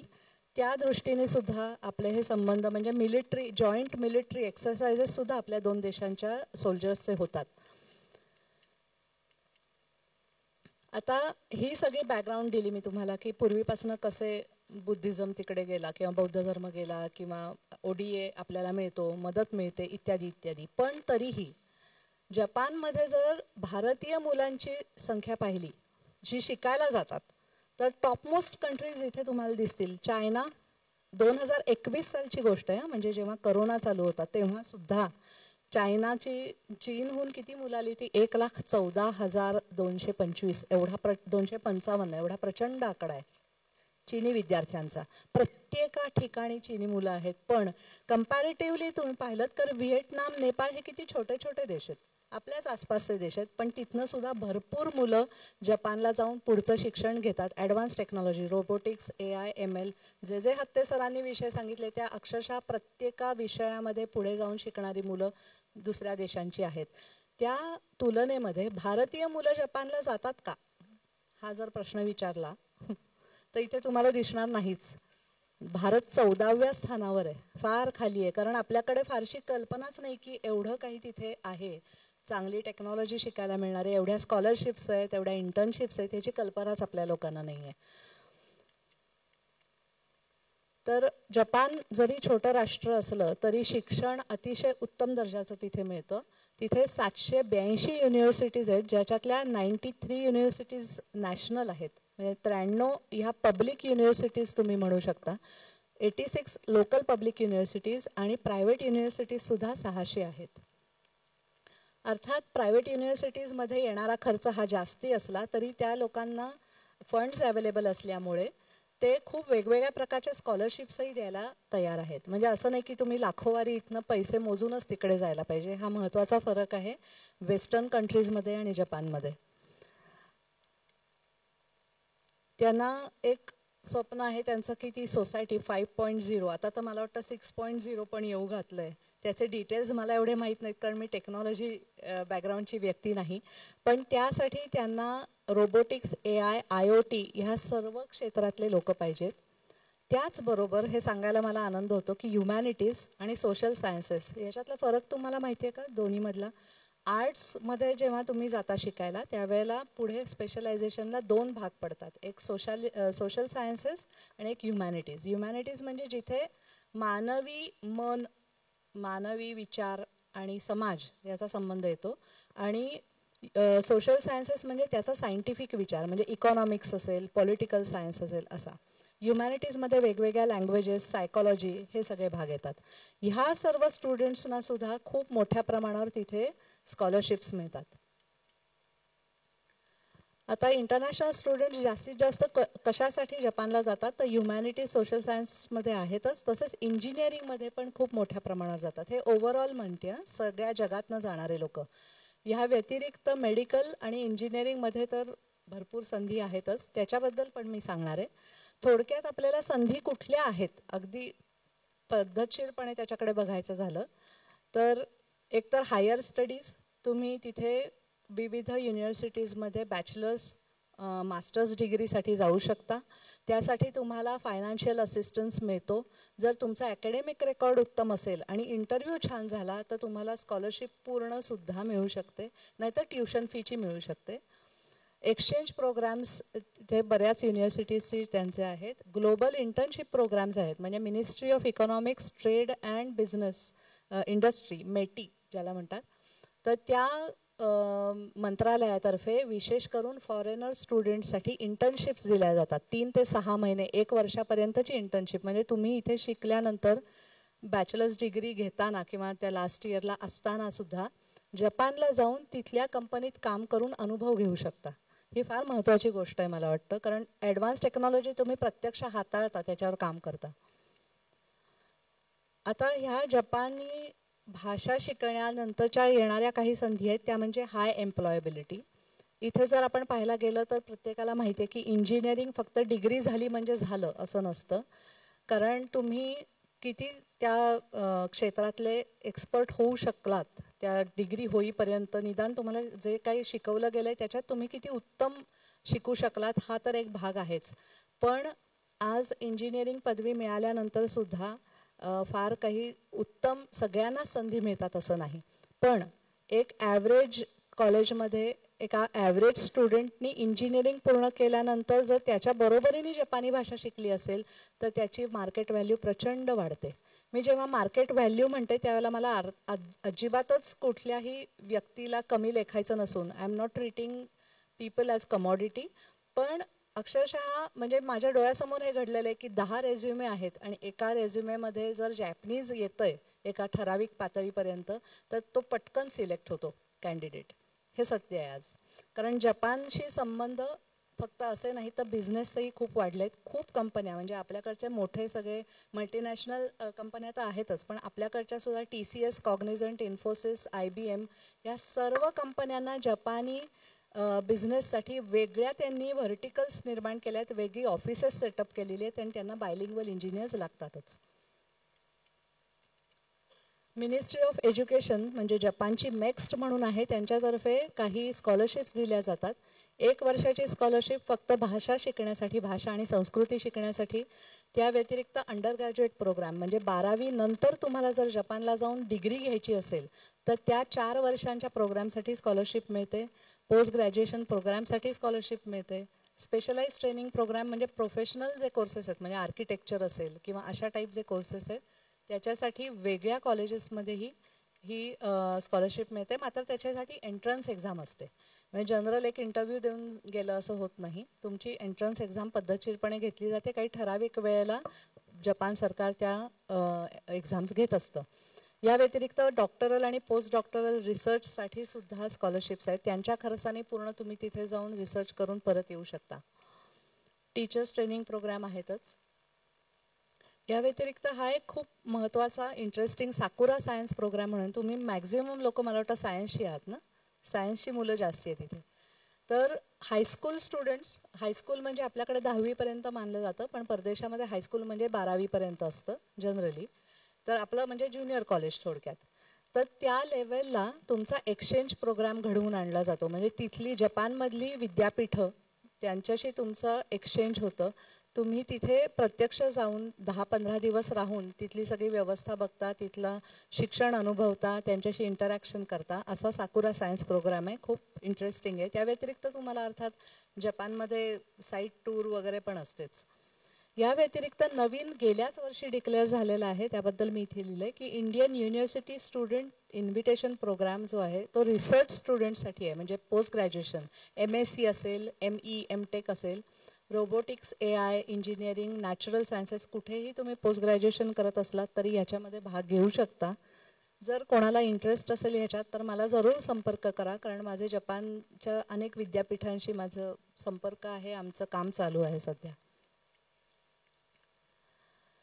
इंजिनिअरिंगच्या दृष्टीने फक्त बघायचं झालं तर कुठल्या प्रकारच्या संधी आहेत तर टेक्नॉलॉजी एक्सपर्ट्स हवेच आहेत की ज्यांना जपानी भाषा येते, बोलता आली तरी पुरं आहे. सगळं अगदी घडाघडा वाचता आलं पाहिजे, लिहिता आलं पाहिजे असं नाही, पण बेसिक कम्युनिकेशन जमलं पाहिजे असे टेक्नॉलॉजी एक्सपर्ट्स आज हवे आहेत भरपूर. म्हणजे फुजित्सू सारखी जी कंपनी आहे, तुम्हाला कदाचित माहिती असेल, फुजित्सू ही फार मोठी जपानी कंपनी भारतामध्ये अनेक वर्ष आहे. तर त्यांना कायम त्यांचे फोन असतात की तुमच्याकडे कोणी आहे का, बायलिंग्वल्स पाठवा. इंजिनियर नसतील तरी चालेल पण जपानी भाषा येत असेल तर आम्ही ताबडतोब जॉब द्यायला तयार आहोत. आता ही परिस्थिती आहे त्यांच्याकडे. स्पेशलिस्ट वेगवेगळ्या क्षेत्रातले, थोडीशी लँग्वेज येत असली पाहिजे, साधारण डिसेंट म्हणजे N3 पर्यंत लेवल. नंतर प्रोजेक्ट कोऑर्डिनेटर्स हा एक इंटरेस्टिंग प्रकार आहे. प्रोजेक्ट कोऑर्डिनेटर म्हणजे काय की 2 वेगवेगळ्या कंपन्या, एक भारतीय एक जपानी, जपानी कंपनीला काहीतरी काम करून हवं आहे, ती ऑर्डर त्यांनी आउटसोर्स केलं काम भारतीय कंपनीला. तर ते आउटसोर्स केल्यानंतर त्यांची रिक्वायरमेंट काय आहे ते पूर्ण त्यांच्याशी बोलणं, कोऑर्डिनेट करणं आणि इथल्या टेक्निकल टीमला ते व्यवस्थित सांगणं, ते कम्युनिकेशन करणं, हे प्रोजेक्ट कोऑर्डिनेटरचं काम असतं. तो स्वतः प्युअरली टेक्निकल नसला तरी चालतो, त्याला भाषा उत्तम आली पाहिजे ही त्याच्याकडनं अपेक्षा असते आणि ते संस्कृती चांगली माहिती पाहिजे. लँग्वेज एक्सपर्ट्स फक्त असले तरीही आज हवे आहेत. ट्रान्सलेटर, इंटरप्रेटर म्हणून. मी स्वतः इंटरप्रेटर म्हणून पण काम करते शिकवण्याव्यतिरिक्त. हे गव्हर्नमेंटच्या प्रोजेक्ट्समध्ये आणि प्रायव्हेट सेक्टरमध्ये पण लागतात. आणि ट्रॅव्हल टुरिझम आहे. त्याच्या व्यतिरिक्त एम्बसी म्हणजे दूतावासामध्ये विविध प्रकारच्या संधी आहेत कामाच्या. Research and development, project management आणि ग्लोबल अपॉर्च्युनिटीज हे महत्त्वाचे मुद्दे मला वाटले. कारण असं होतं ना की मी ज्या काही इंजिनियर्सना जॅपनीज शिकून पुढे गेलेलं पाहिलं आहे त्यांना एक फार वेगळ्या लेवलचं एक्सपोजर मिळताना पाहिलं आहे. कारण ते कम्प्लिटली इंटरनॅशनल लेवलच्या प्रोजेक्ट्सना विविध देशातनं आलेल्या कंपन्यांशी बोलत असतात. तर हे एक्सपोजर आपल्याकडे इतक्या लवकर मिळत नाही असं माझं ऑब्झर्वेशन आहे. कारण हळूहळू आपण ती हायरार्की, ती शिडी असते ती चढायला आपल्याला वेळ लागतो मोठ्या कंपन्यांमध्ये. पण हे जर लँग्वेज स्किल्स असतील तर तुम्हाला पटकन पिकअप केलं जातं. हे काही अगदी बेसिक माझ्याकडे ज्या रिक्वायरमेंट्स हल्ली गेल्या आठवड्यात आलेल्या आहेत त्याचं समरी मी दिली आहे की काय रिक्वायरमेंट आहे. ही बँगलोरची कंपनी आहे आणि 4 ते 10 वर्षाचा एक्सपिरियन्स असला तरी जॅपनीज लेवल 2 म्हणजे 2 अँड अबाव असं ते म्हणतात. म्हणजे जपानमध्ये ज्या टोफेल कशी असते इंग्लिशची तशी जॅपनीजची पण परीक्षा असते. 5 इज मोस्ट बेसिक, 5, 4, 3, 2, 1 अशा त्या उलट्या क्रमाने चढत जातात. 1 इज हायेस्ट. तर 2 ही लेवल पाहिजे असं त्यांनी म्हणलंय. बाकीचे पण डिटेल्स दिलेले आहेत की काय काय त्यांना जमलं पाहिजे. आणि ब्रिज इंजिनियर असं ह्या व्हेकन्सीचं नाव आहे. हे बाकी काही खूप टेक्निकल गोष्टी आहेत. NLP चा engineer, artificial intelligence NLP bilingual असेल तर त्याला प्रचंड आता डिमांड आहे. जपानमध्ये डायरेक्ट तुम्हाला जॉब मिळू शकतो. आता अशी परिस्थिती आहे की 2030 सालापर्यंत IT इंजिनियर्सचं डेफिसिट म्हणजे शॉर्टफॉल किंवा किती कमी पडणार आहेत त्याचा आकडा एवढा मोठा झालेला आहे जपानमध्ये. 4,20,000 हा फार मोठा आकडा आहे. आणि आपण जर पाहायला गेलं तर कितीही छान ट्रेनिंग दिलं तरी आपण एवढे सगळे लोक अर्थातच भारतातनं पुरवू शकणार नाही. पण थोडंसं जरी आपल्याकडे अवेअरनेस वाढला, लोकांनी शिकून काही नवीन संधी घेतल्या तर ते फार बरं होईल. इथे मी ॲव्हरेज सॅलरी काय मिळते ते इंडियन रुपीजमध्ये पण कन्वर्ट करून लिहिलं आहे की एंट्री लेवलला कितपत असते आणि सिनियर इंजिनियर्सना कितपत सॅलरी मिळू शकते जपानमध्ये. हे अर्थात तुम्ही तुमच्या सब्जेक्टमध्ये उत्तम असाल तर आहे. असं सहज जाता जाता पाट्या टाकून केलेलं इंजिनिअरिंग नाही. तर आता महत्त्वाचे प्रश्न. तुम्ही एवढं सगळं सांगितलं मग जपानी भाषा शिकण्याबद्दल ती खूप अवघड आहे का? तर नाही. भाषा म्हणून ती खरंच अवघड नाही. त्याला काही महत्त्वाची कारणं आहेत की आपलं जे भारतीय भाषांचं स्ट्रक्चर आहे SOV म्हणजे सब्जेक्ट ऑब्जेक्ट वर्ब. म्हणजे जे आपण म्हणतो की मी काय आवडतं तुम्हाला खायला? Pav bhaji for example. मी पावभाजी खाल्ली. मी करता पावभाजी काय आहे? कर्म आणि क्रियापद असा आपला सिक्वेन्स आहे ना बोलायचा. सगळ्या भारतीय भाषांमध्ये असाच आहे आणि जपानीचा पण असाच आहे. जर इंग्लिश बघायला गेलं तर वर्ब दुसऱ्या पोझिशनला येतं कायम. आपल्यापेक्षा उलट्या क्रमाने ते बोलत असतात. जपानी भाषेत तसं होत नाही. खूप साम्य आहेत. आपल्याकडे विभक्ती असते. म्हणजे त्याचं पेन, तिची खुर्ची, तिची बॅग, चाचीचे हे प्रत्यय आपण विभक्तीत लहानपणी शिकलेले असतात. अक्षरशः तसे विभक्तीचं प्रत्यय जपानमध्ये आहेत, जॅपनीज भाषेत आहेत. त्यामुळे भाषा म्हणून अवघड आहे का? तर खरंच अवघड नाही. स्ट्रक्चर सोपं आहे शिकायला, उच्चार पण सोपे आहेत. आणि एक महत्त्वाचा मुद्दा की you are already at a distinct advantage as an Indian. हे मी का म्हणते की भारतीय केवळ असल्याने खूप आपल्याकडे म्हणजे आपल्याला कल्पना नसते पण आपल्याला खूप मोठा फायदा मिळत असतो. एक म्हणजे मी म्हणलं तसं भाषेत साम्य आहे हे एक आहे. पण आपल्या भाषा इतक्या समृद्ध आहेत, आपले उच्चार इतके विविध आहेत. आपल्याकडे वर्णमाला जर नुसती पाहिली तरी 52 त्याच्यामध्ये स्वरव्यंजनं मिळून असतील तर त्यांच्याकडे त्या मानाने खूप कमी आहेत. ते जे काही उच्चार करतात ते आपण सहजगत्या करू शकतो आणि त्यांना आश्चर्य वाटतं की एवढे कसं छान तुम्ही बोलताय. तर ते उच्चार आपल्याला सोपे जातात करायला दुसऱ्या देशांच्या मानाने. ॲक्च्युली बघायला गेलं तर इंग्लिश ही अतिशय अवघड आणि थोडी विचित्र भाषा आहे म्हणायला हरकत नाही. मी हे जबाबदारीने विधान करते कारण मी लिंग्विस्ट आहे. म्हणजे लँग्वेजचं जे सायन्स असतं त्याला लिंग्विस्टिक्स म्हणतात. कुठलाही रूल लागताना इंग्लिशला लावायचा म्हणलं की त्याच्यात 10 अपवाद निघतात. बरोबर आहे ना? स्पेलिंग म्हणा, ग्रामर म्हणा, काही म्हणा, अपवाद 10 निघतात. त्यामुळे तो रूल लावायचा की नाही हेच कळत नाही. इथपासून सुरुवात असते. त्या मानाने आपल्या भारतीय भाषा ह्या खूप नियमबद्ध आणि अतिशय उत्कृष्ट भाषा आहेत डेव्हलप झालेल्या आणि त्याचा आपल्याला फायदा होतो. इंग्लिशच्या मानाने तसं पाहायला गेलं तर जपानी सोपीच म्हणायला हरकत नाही. मीच हे ऑलरेडी सांगितलं, ग्रामर, टेन्स वगैरे. हां, बेसिक ग्रामर हे खूप सिम्पल आहे आणि प्रोनाऊन्सिएशन आपल्याला सोपं जातं आणि सिंटॅक्स हे भारतीय भाषांच्या जवळपास आहे. आता एवढं सगळं झाल्यानंतर मग प्रश्न येतो की मग एवढे कमी लोक का शिकतात जपानी? त्याचं कारण वेळ द्यायला लागतो. जपानी भाषा शिकायला वेळ द्यायला लागतो. सहज जाता जाता छंद म्हणून केला, दिला तर दिला वेळ, नाही तर नाही, अशी जपानी भाषा शिकता येत नाही. त्याला व्यवस्थित वेळ दिलात आणि खरंच सिन्सिअरली केलं तर तुम्हाला अतिशय उत्तम जपानी भाषा बोलता आणि लिहिता येईल. हे थोडं स्किप करते, काही डिटेल्स आहेत जपानी भाषेचे. त्याच्यामध्ये पिक्टोरियल स्क्रिप्टबद्दल मी थोडं लिहिलंय शेवटच्या लाईनमध्ये, की 3 लिपी आहेत, हिरागाना, काताकाना आणि कांजी. त्याच्यातली तिसरी जी आहे कांजी, ती पिक्टोरियल स्क्रिप्ट आहे. ती त्यांनी चीनमधनं काही कारणाने उधार घेतली आणि ती वापरली जाते अजूनही. त्याच्यासाठी जरा वेळ लागतो शिकायला. आता ह्याच्यामध्ये जपानी भाषेने काय फायदा होईल जॉबच्या दृष्टीने आपण पाहिलं, पण ओव्हरऑलच करिअरमध्ये तुम्हाला हेड स्टार्ट मिळेल, लवकर तुमचं पिकअप होईल करिअर. जॉब ऑप्शन्समध्ये प्रचंड व्हरायटी निर्माण होईल आत्ता आहे त्यापेक्षा. म्हणजे अक्षरशः माझ्याकडे आता BA आणि BCom झालेली मुलं पण जी आहेत की जी जपानी शिकली, ती आता फार चांगल्या पोस्टवर प्रोजेक्ट कोऑर्डिनेटर्स म्हणून काम करतात.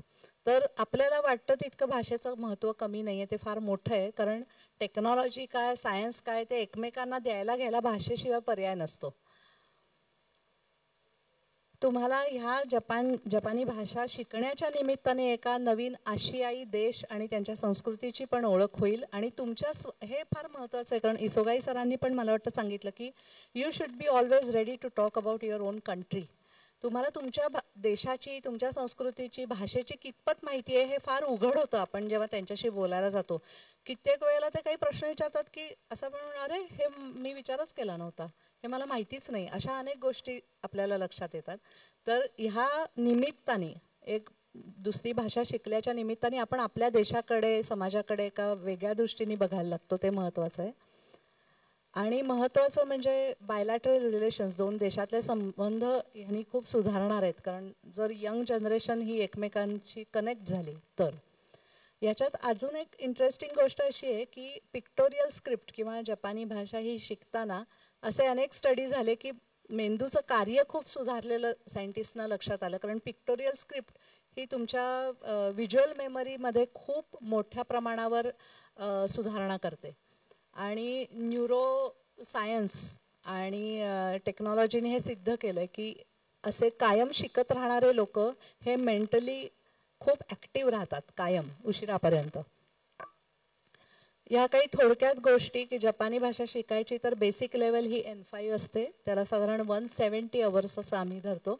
मग N4 आणि N3, साधारण N3 लेवल जरी तुम्ही मिळवली तरी तुम्हाला खूप चांगल्या करिअरच्या संधी अवेलेबल होतील. त्या एक्झाम्स ह्या जपान फाउंडेशन ह्या जपानी सरकारच्या वतीने घेतल्या जातात, त्यामुळे त्या जगभरात मान्यता मिळालेल्या परीक्षा आहेत. आणि मला असं वाटतं की ओव्हरऑलच फक्त जॉब्सच्या दृष्टीने बघण्याऐवजी पुढे भविष्यामध्ये या 2 देशांचं भविष्य जर बघायला गेलं तर मला वाटतं पीपल टू पीपल एक्सचेंज किंवा यंग जनरेशन, तरुण लोकांचा एकमेकांशी संपर्क आणि संवाद वाढणं महत्त्वाचं आहे, जे तुम्ही लोक नक्की करू शकाल असं मला वाटतं. यासाठी काही महत्त्वाच्या गोष्टी म्हणजे कम्युनिकेशन स्किल्स. भाषा शिकताना फक्त लिपी किंवा उच्चार शिकून भागत नाही, तर कसं बोलायचं, कसं लिहायचं, समोरच्यापर्यंत आपला विचार कसा पोचवायचा हे शिकायला लागतं. आणि कल्चर, तिथे कुठल्या पद्धतीने लोक विचार करतात आणि कामाच्या ठिकाणचं कल्चर कसं आहे हे जाणून घेणं गरजेचं आहे, असं इंडस्ट्रीचं ओव्हरऑल म्हणणं आहे. आणि जपानी हे वैशिष्ट्य आहे की तुम्ही अगदी पार IITचे स्टुडंट का असेनात, पण जर ॲटिट्यूडमध्ये प्रॉब्लेम असेल तर मोस्टली तुम्हाला जॉब मिळत नाही. माणूस जर नम्र आणि होतकरू, प्रामाणिक असेल ना कष्टात, तर तुम्हाला असेल तिथून उचलतील ते अक्षरशः. हे आपल्या लोकांना पटकन लक्षात येत नाही, पण तुमच्या देहबोलीतनं, वागण्यातनं, लिहिण्यातनं, बोलण्यातनं त्यांना समजत असतं आणि हे इंटरव्ह्यूमध्ये ते व्यवस्थित चेक करून घेतात. हे माझ्या पाहण्यात अनेक वर्ष आलेलं आहे. त्यामुळे ॲटिट्यूड, राईट ॲटिट्यूड असेल आणि तुम्ही शिकायची तयारी ठेवलीत कायम, तर तुमच्या करिअरला खरोखरच कोणी लिमिट करू शकणार नाही. Sky is the limit. So last he slide आहे. मला असं वाटतं की इथून पुढे मला वाटतं हत्ते सरांचं लेक्चर ऐकल्यानंतर, इसोबाई सरांचं लेक्चर ऐकल्यानंतर सुद्धा, की आधी पहिलं स्वतःला समजून घ्या की तुम्हाला काय आवडतंय, कशात तुम्हाला गती आहे, इंटरेस्ट कशात आहे, कशात तुम्ही भान हरपून काम करता. म्हणजे चित्र काढताना मला लक्षातही येत नाही मी किती वेळ बसलोय एका ठिकाणी. जर असं असेल तर तुम्हाला खरंच ती आवड आहे. तर you should know yourself first. ही सुरुवात आहे. म्हणजे उलटं करतात लोक की स्कोप कशाला आहे, हां AI, हे काय मशीन लर्निंग, हे बझवर्ड्स आहेत. आता ते फॅशनमध्ये आले की लोकांना वाटतं हां ते करूया. तसं नसतं. सरून तुमचं करिअर हे प्लॅन करायला पाहिजे. आणि महत्त्वाचं म्हणजे बी जेन्युइन. तुम्ही जे काम कराल, कष्ट घ्याल, त्याच्यामध्ये तुम्ही अतिशय प्रामाणिक असणं महत्त्वाचं आहे आणि गरजेचं आहे. So wear your talent, potential and attitude matters. Japan हा असा एक देश आहे, असं मला सांगावं असं वाटतं, की जिथे तुमच्याकडे खरंच चांगलं टॅलेंट असेल, उत्तम शिकलेला असाल आणि चांगला ॲटिट्यूड असेल, तर तुम्हाला त्या देशामध्ये असंख्य संधी आणि उत्तम करिअर करता येऊ शकतं. कारण तिथे दुसऱ्या काही गोष्टींना वाव नाही आहे. वशिला उपयोगी पडत नाही, जात, धर्म, वंश उपयोगी पडत नाही जपानमध्ये.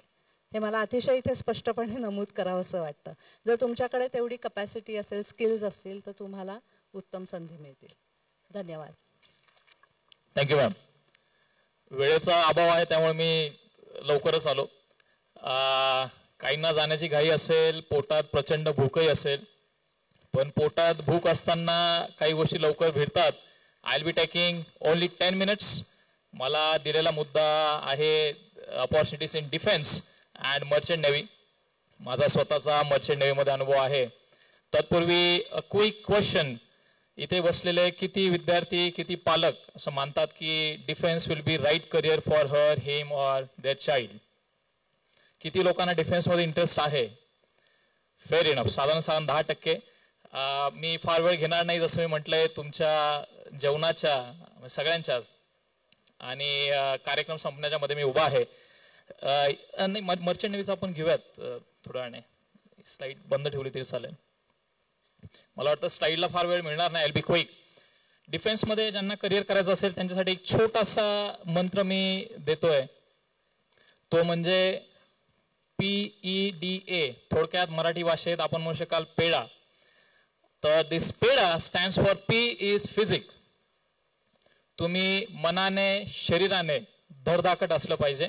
म्हणजे अगदीच काडीमोडीचा घोडा असेल, अगदीच फुंक मारली तरी तुम्ही मिलीमीटरभर हलत असाल, तर तुम्ही डिफेन्सची स्वप्न तात्काळ टाकून दिलेली बरी.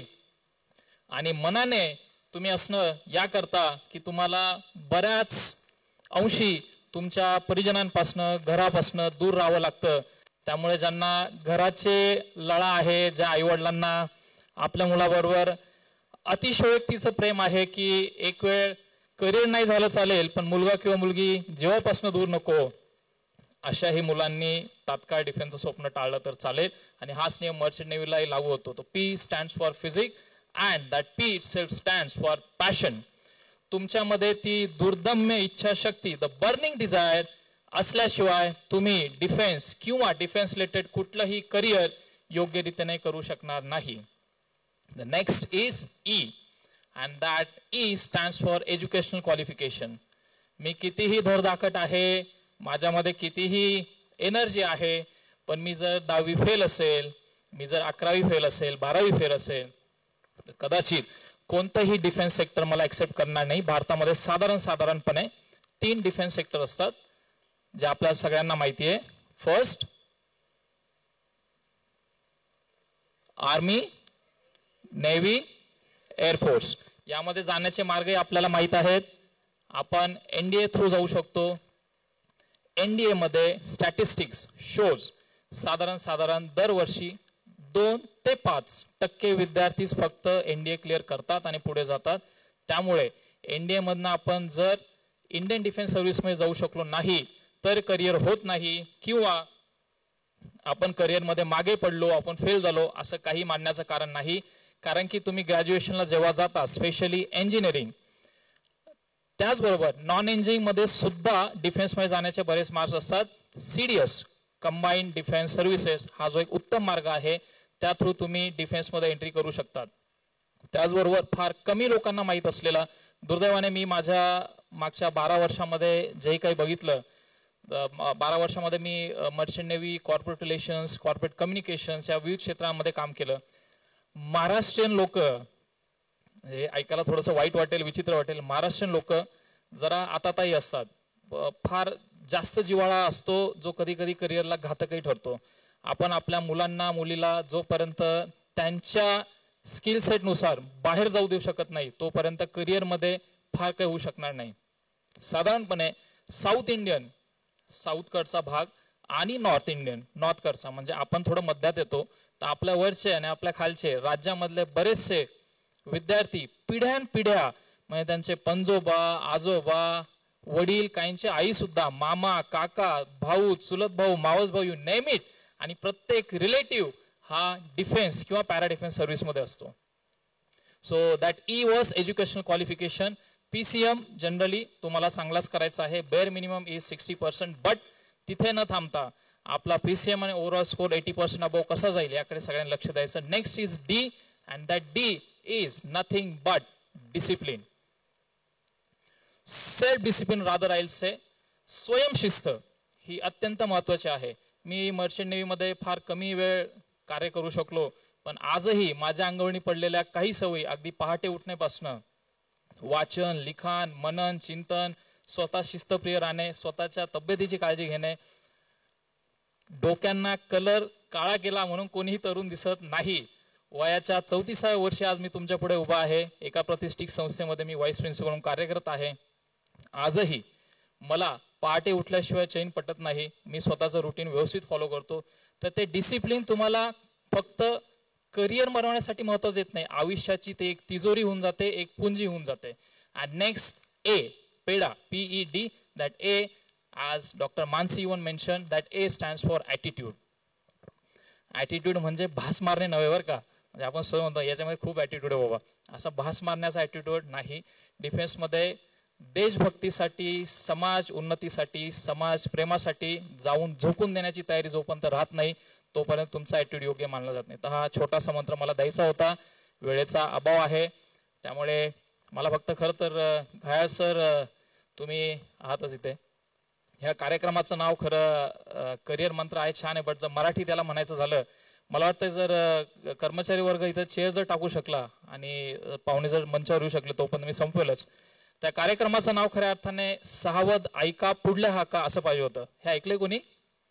सावध ऐका पुढल्या हाका.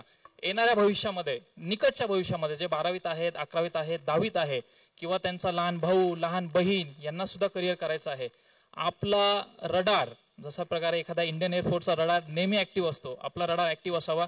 कुठल्या संधी येऊ घातल्या आहेत, कुठल्या संधी होऊ घातल्या आहेत. योगराज ते फोटोज फक्त एकदा लाव.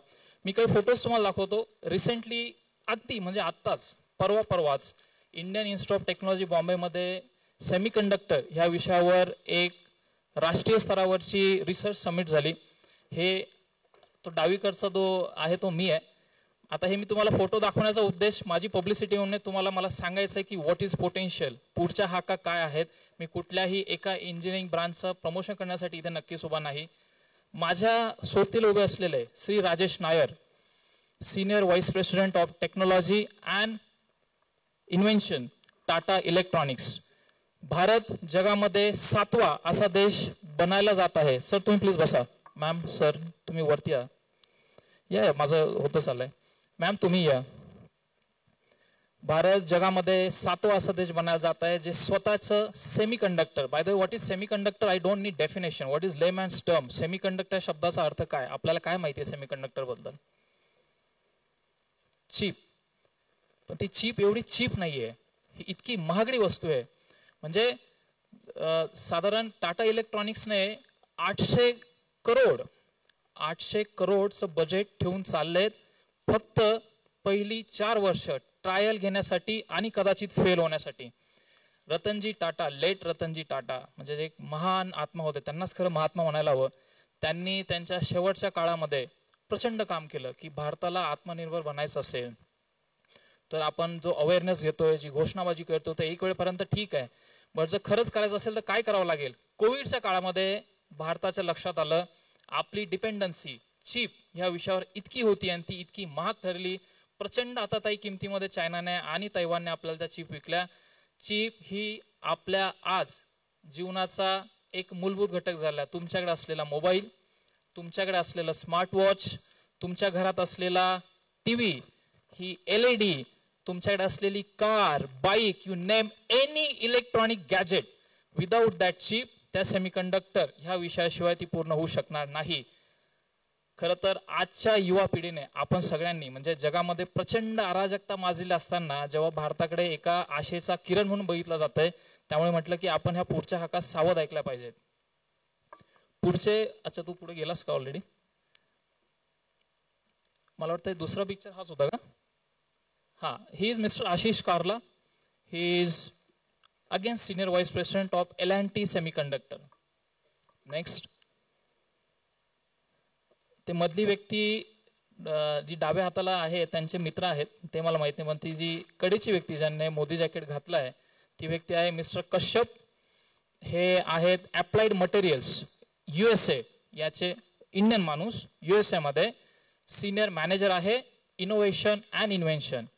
म्हणजे if someone ask me today की what will you bet for next 20-25 years and blindly I'll answer it will be material science.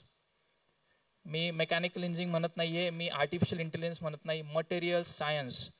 जगामध्ये कित्येक करोड रुपये नवीन मटेरियल इन्व्हेंट करण्यासाठी घालवले जात आहात.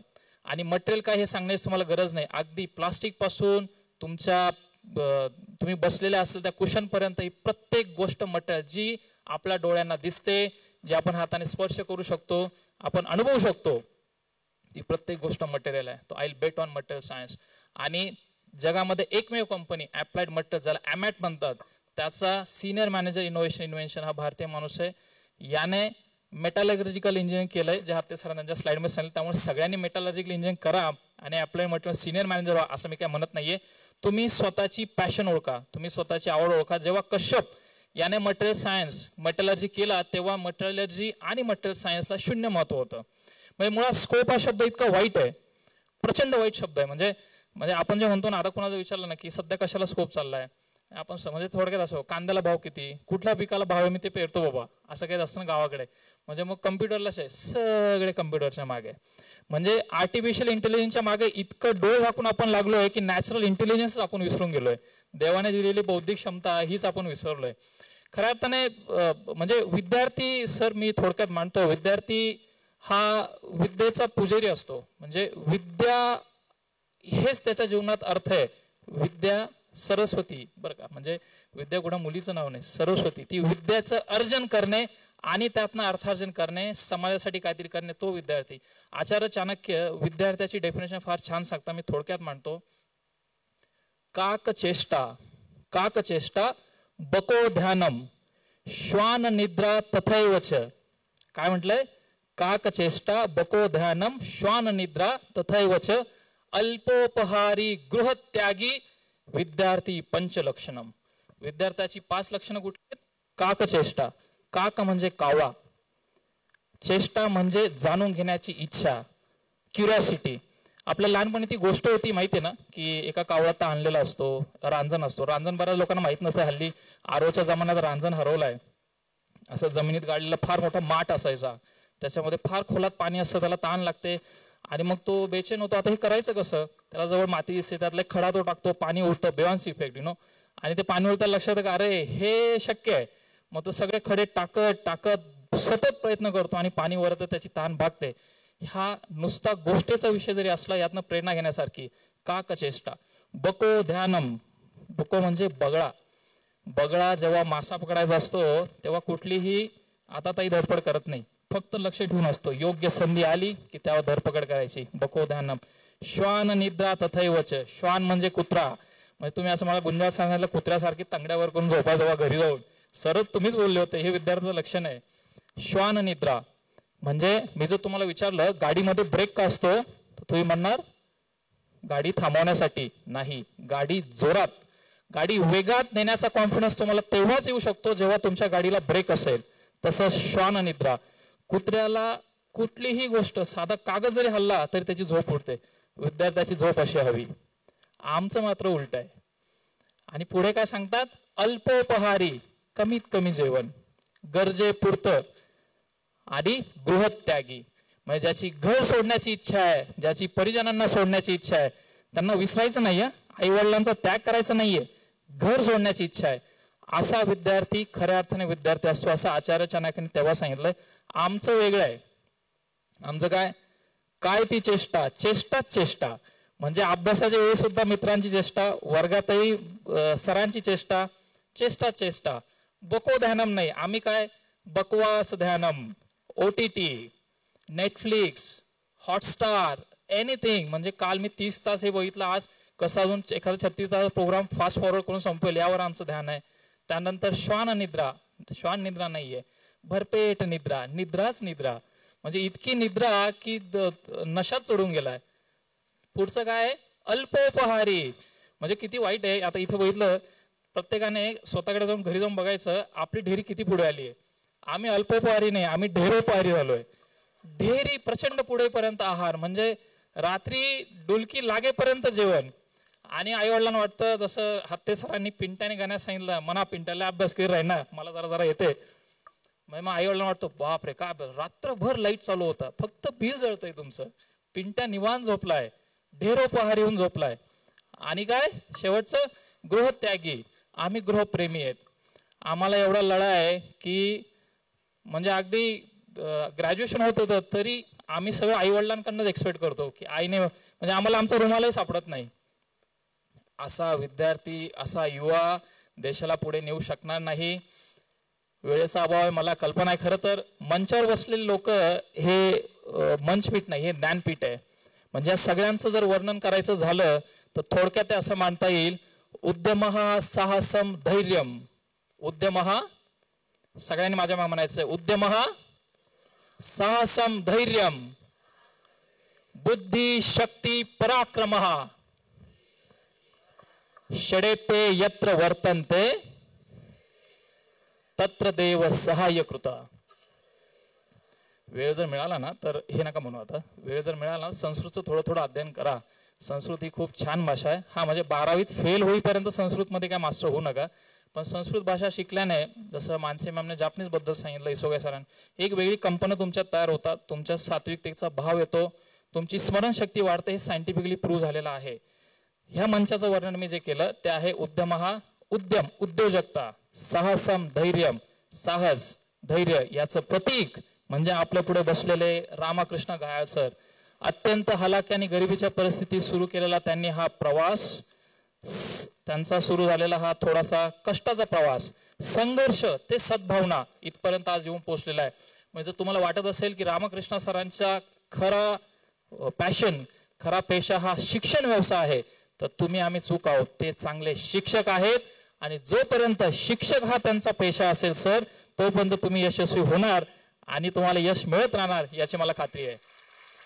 उद्यमः साहसम धैर्यम. बुद्धी, नॉलेज, बुद्धीचं प्रतीक डॉक्टर प्रफुल्ल हत्ते, डॉक्टर मानसी शिरूरकर इथं बसलेले आहात. हे सुद्धा आपल्याला करणं फार गरजेचं आहे. शक्ती, भगवंताने आपल्याला ही शक्ती दिली, आपण इथे जमलेलो आहोत. पराक्रम मात्र मी तुम्हा सर्वांवर सोडतो. तुम्ही सर्वांनी जगामध्ये असा पराक्रम गाजवावा, असं काहीतरी कर्तृत्व करावं की तुमच्या आई वडिलांना, तुमच्या प्रत्येक जवळ बसलेल्या, मागे पुढे डावीकडे उजवीकडे, तुमच्या वरती वरच्यांना खाली बसलेल्या प्रत्येकाला वाटावं की ही माझा मित्र मैत्रीण होती. आणि इथे बसलेला प्रत्येक विद्यार्थी, त्यांचे पालक, जेव्हा तुमचा मुलगा मुलगी तुम्हाला हरवून पुढे जातो, ती हार नसते, तो खऱ्या अर्थाने विजय असतो. प्रत्येक पालकाला आनंद असतो की माझ्या मुलाने मुलीने मला हरवून माझ्यापेक्षा पुढे जावं. आणि हे जर तुम्ही करू शकलात तर तुमच्या आई वडिलांच्या डोळ्यामध्ये आनंद अश्रू आल्याशिवाय राहणार नाही. नाहीतर अश्रू येण्यासाठी फार एफर्ट्स घ्यावे लागत नाही. आई वडिलांच्या डोळ्यात अश्रू पाहायचे असतील तर तुम्ही बकवास ध्यानम करा, त्यांच्या आयुष्यात अश्रूच अश्रूत आहेत. माझ्या मुलाची अटेंडन्स कमी आहे, परीक्षेला बसता येत नाही, म्हणून जेव्हा पालक आमच्या पुढे मान खाली घालून उभे राहतात तेव्हा खऱ्या अर्थाने तुमच्या आयुष्यात अपयशाची गुरुकिल्ली तुम्ही स्वतःच आणलेली असते. त्यामुळे आई वडिलांना अभिमान वाटावा, इतकी कर्तृत्वाची उंची गाठावी की तुमच्याकडे बघताना त्यांच्या मानेला कळ लागावी, त्यांना तुमच्या कर्तृत्वाची उंची सुद्धा मोजता येणार नाही इतकं तुम्ही उंचवडावं, हीच अपेक्षा सगळ्यांसाठी असते. मी पुन्हा म्हणेल वेळेचा अभाव आहे, पण ते बराच असा तसं मी जेव्हा म्हणतो तेव्हा मी बरंच बोलत जातो. आता आपण आपलं झालंय का योगीराज, काही फोटोज आहेत अजून? हा, बेस्ट वे. डॉक्टर मानसे आणि इसोगे sir will be very happy. He is Bosu san म्हणजे sir mister Bosu. He is CEO of Tokyo Electronics. मी जसं म्हटलं, भारत आता जगामधला 7वा असा देश बनायला चाललाय ज्यांच्याकडे स्वतःचं फॅब आहे. Fab is fabrication. सेमीकंडक्टरमध्ये मॅन्युफॅक्चरिंग प्लांट असं म्हणत नाही, फॅब म्हणतात, फॅब्रिकेशन. म्हणजे आजच्या युवाचं लक्ष कुठे पाहिजे माहिती का? 30, 60, 90 ml ह्या युनिटकडे नसावं. दुर्दैवाने हे खरं आहे. प्रत्येक पालकांनी आपल्या मुलांच्या, आणि जर पालकांना हे वाटत असेल की फक्त मुलंच करतात तर तुम्ही प्रचंड भ्रमात आहात. मुली सुद्धा तितक्याच वाईट मार्गाला जाण्याची शक्यता असते. आजच्या युवा पिढीचं युनिट कशावर असावं माहिती आहे? नॅनोमीटरवर. भारत आज रिसर्च अँड डेव्हलपमेंटवर इतका प्रचंड पैसा खर्च करतोय. 108 नॅनोमीटरची चिप बनवण्यात आपल्याला यश आलंय. आपल्याला म्हणजे टाटा इलेक्ट्रॉनिक्सला. आपल्याला इथून पुढे जाऊन 50 नॅनोमीटर, 30 नॅनोमीटर, आणि आता टाटा इलेक्ट्रॉनिक्सने एक वज्रधनुष्य उचललंय 5 नॅनोमीटर वळण्याचं. म्हणजे यू इमॅजिन 5 नॅनोमीटर एवढ्या रिडक्शन साईजला जेव्हा चिप बनेल, जेव्हा सेमीकंडक्टर बनवेल, ज्यावर सुईच्या टोका इतक्याच्यावर लाखो ट्रान्झिस्टर बसवले जातील आणि MB GB नाही टेराबाईट पर्यंतचा डेटा एवढ्याशा सुईच्या टोका बसण्यात टाटा इलेक्ट्रॉनिक्सला यश येईल, LIT सेमीकंडक्टरला यश येईल. टोकियो इलेक्ट्रॉनिक्स आज भारताकडे अपेक्षेने बघतंय. बोसू सर मला बोललेत की आमच्याकडे प्रचंड इन्व्हेस्टमेंटची कॅपॅसिटी आहे. Are you in position to provide us man power? आणि माझ्याकडे तेव्हा उत्तर नव्हतं. त्या कार्यक्रमात आलेल्या 20 पैकी 15 CEOsला, चीफ एक्झिक्युटिव्ह ऑफिसला, मॅनेजिंग डिरेक्टरला भेटण्यात मला यश आलं. Corporate communication my passion, I am driving myself. आणि त्यातनं मला लक्षात आलं की किती मोठं इन्व्हेस्टमेंट भारतात होऊ घातलंय आणि आम्ही मात्र ढेरोपहारी झालोय. म्हणजे आम्हाला आळस येईपर्यंत आम्ही निवांत पडलेलो आहे. आम्ही नाशिकमध्ये आहोत म्हणून आमच्याकडे संधी कमी आहेत असं तुम्हाला वाटत असेल तर आज आता इथे तुमच्या पुढे बोलणारा हा श्रीकांत उत्तम गुंजाळ एका जिल्हा परिषद शाळेतनं आलेला आहे, हे मला तुम्हाला आवर्जून सांगावंसं वाटतं. त्यामुळे मी नाशिकमध्ये आहे, मी तर मराठी शाळेतच शिकलो, मराठी शाळेतच शिकले, मग मला तर बाबा स्कूटीच नाही, मग तन्वी म्हणजे सॉरी फॉर तन्वीकडे तर स्कूटीच आहे, मग तान्याकडे तर फार छान मोबाईल आहे, मला तर हेच नाही, माझे पप्पा गरीब आहे. गरिबी विचारात आधी येते. गरिबी मानसिक असू शकते, गरिबी पैशाने कधीच येत नाही. तुमच्यात जर ताकद असेल, जसं बिल गेट्सने म्हटलंय, तुम्ही गरीब जन्माला येऊ शकतात, पण गरीब न मरणे ही तुमची खरी कमाई असते आयुष्याची. हेच मला तुम्हाला सांगायचं आहे. आणि आपण आता ज्या उत्स्फूर्तपणे तुम्ही टाळ्या वाजवल्या त्या उत्स्फूर्तपणे माझा संपाव असं मला ते इंडिकेशन मिळालंय. I be quick on merchant navy, ज्याकरता मला खऱ्या अर्थाने इथे बोललो होतं. योगराज आपण ते लावूयात, मी बाकी काही फोटो दाखवणार नाही. तर साधारण हे तुम्ही वाचू शकाल, मी एकदम पटकन सांगतो. मर्चंट नेव्ही म्हणजे कमर्शियल नेव्ही असं, इंडियन नेव्हीशी असा काही संबंध नाही. पण ज्या लोकांना पॅशन आहे की माझ्या अंगावर युनिफॉर्म असावा, मला लहानपणापासून नेहमी वाटायचं, म्हणजे आमच्याकडे TV नव्हता कधी, आम्ही शेजारच्या घरी किंवा असं बाहेरनं खिडकीचं TV व्हायचं, योग यायचा, कोणी पोलीस असेल कोणी आर्मीवाला असेल ना, असं वाटायचं की यार देशासाठी मरणं हा खरा स्वाभिमान आहे. म्हणजे तुम्ही तसं काही करू नका, पालक येऊन सगळे मला मारायचे, हे काय शिकवून गेले तेव्हा. मला तेव्हा वाटायचं की आपण आयुष्यात जॉब करायचा तर युनिफॉर्मचाच करायचा, आणि ती मी पॅशन नेहमी जिवंत ठेवली. मी डिप्लोमा केला, डिप्लोमा नंतर मी इंडियन एअरफोर्समध्ये सिलेक्ट झालो. पण माझे काका इथं आले आहेत, त्यांनी खऱ्या अर्थानं त्यांनीच आम्हा सगळ्या भावंडांना शिक्षणासाठी प्रेरणा दिली. त्यांनी सांगितलं की अरे एवढे छान मार्क्स आहेत, मेरिट रँकिंगचा विद्यार्थी आहेस. मग माझा गव्हर्नमेंट कॉलेज नंबर लागला. तिथे गेल्यानंतर मी एक आणि एंट्री असते, मी गोष्टींमध्ये सांगून देतो, युनिव्हर्सिटी एंट्री स्कीम, ज्याला US म्हणतात. फार छान संधी असते. जनरली तुम्ही जर चांगल्या कॉलेजेसमध्ये नंबर लावण्यात यश आलं तुम्हाला, जनरली सगळ्या कॉलेजला ते येत नाही, तर तिथे कुठलीही एंट्रन्स टेस्ट न देता तुम्ही कर्नल एंट्री लेवल लेफ्टनंटसाठी तिथे सिलेक्ट होऊ शकतात. आत्ताच्या पे बँडनुसार 1,77,000 अ मंथ हा इतका पगार आहे. तुम्हाला असं वाटत असेल मग त्यात काय, IT मध्ये तर 24 लाखाचे पॅकेज मिळतात, पण ते पॅकेज इंडियन आर्मी किंवा इंडियन डिफेन्सच्या कुठल्याच वर्दीची पॅशन तोडू शकत नाही. त्यामुळे ज्यांना पॅशन आहे, ज्यांना ड्रीम आहे, ज्यांना बर्निंग डिझायर आहे की मला काहीतरी वेगळं करायचंय, जगा वेगळं करायचंय. आज मी जेव्हा स्वतःला एक्स मरीनर म्हणतो, जेव्हा आज आम्ही युनिफॉर्म मध्ये फिरतो, आमच्या इन्स्टिट्यूटमध्ये ट्रेनिंग मध्ये आम्ही जे बघतो, देशाचं तरुण रक्त बघतो, जेव्हा ते परेड करतात, ती वेगळी पॅशन असते. ती पैशात मोजता येणार नाही. आणि थोडक्यात सांगायचं तर IT ही जी काय आपल्याकडे एक अशी संकल्पना तयार झाली ना, it's kind of share market. मी थोडक्यात जो मी मांडेल, आणि तुमचं पॅशन हे म्युच्युअल फंड सारखं आहे. तुम्हाला धोका देणार नाही, दगाफटका करणार नाही. ते नेहमी सही आहे, that will be always right. त्यामुळे तुमच्या पॅशनला जागा करा. म्हणजे शेजारचा कोणीतरी IT ला गेला किंवा माझ्या दादाच्या मित्राला असं पॅकेज मिळालं, USA ला गेला, असं काही नाही. तसं असतं तर कश्यप, जे मी तुम्हाला अप्लाइड मटेरियल दाखवलं, साधासा मेटलर्जी एकदम average regional college of engineering मधनं मेटलर्जी शिकून अप्लाइड मटेरियल USA मध्ये लागला नसतं, त्याला मटेरियलमध्ये इंटरेस्ट होता. तर भारतामध्ये सगळ्या गोष्टी आहेत. साधारण माझा असा अनुभव आहे की माझ्या जे बघण्यात आहे, मागच्या 5 वर्षापासून मी मर्चंट नेव्हीमध्ये बराच कार्यरत आहे. ज्यांना NDA मध्ये यश येत नाही किंवा ज्यांना डिफेन्समध्ये यश येत नाही, ते मर्चंट नेव्हीला सेकंड लाईन ऑफ डिफेन्स बघतात. पण त्याचा डिफेन्सशी काही संबंध नाही. छान युनिफॉर्म असतो, कष्ट मात्र करावे लागतात. त्यामुळे चाणक्याने सांगितलं तो मंत्र आयुष्यभर लक्षात ठेवायचा, गृहत्यागी. याच्यामध्ये प्रचंड गृहत्याग आहे. म्हणजे साधारण 8 महिने तुम्हाला सुरुवातीचे 8-9 महिने जायचं आहे. मग पालकांनी हा प्रश्न आणू नये मनात, स्पेशली मुलींच्या पालकांनी, मग माझ्या मुलीशी लग्न कोण करेल. भारत आज तुम्हाला अभिमान वाटेल, भारत आज जगातला नंबर 1 देश आहे ज्याच्यामधनं सगळ्यात जास्त मरीन इंजिनिअरिंग मुली बाहेर पडतात. आणि आज जगात मध्ये ज्या चीफ इंजिनिअरिंग कॅप्टन आहेत त्यामध्ये 30% वाटा एकट्या भारताचा आहे. मी फक्त मुलींबद्दल सांगतोय. इमॅजिन, ही स्केल अप झालेली आहे. पुढे नेक्स्ट. तो वाय मर्चंट नेव्ही पॅशन आहे, जग बघायला मिळतं, खरं आहे, तुम्हाला वेगळा मान मिळतो, प्रचंड पैसे मिळतात. सगळ्यात महत्वाचं, तुम्हाला NRI स्टेटस मिळतो, US डॉलर्स मध्ये सॅलरी मिळते, आणि टॅक्स कटत नाही. तुम्ही कमवत असलेल्या डॉलर्सवर कुठलाही टॅक्स गव्हर्नमेंट घेत नाही, कारण की तुम्ही डॉलर्समध्ये कमवताय, युरोजमध्ये कमवताय, पाऊंड्समध्ये कमवताय. Foreign currency, foreign reserve exchange, FRA ज्याला म्हणतात, ते तुम्ही स्ट्रॉंग करताय.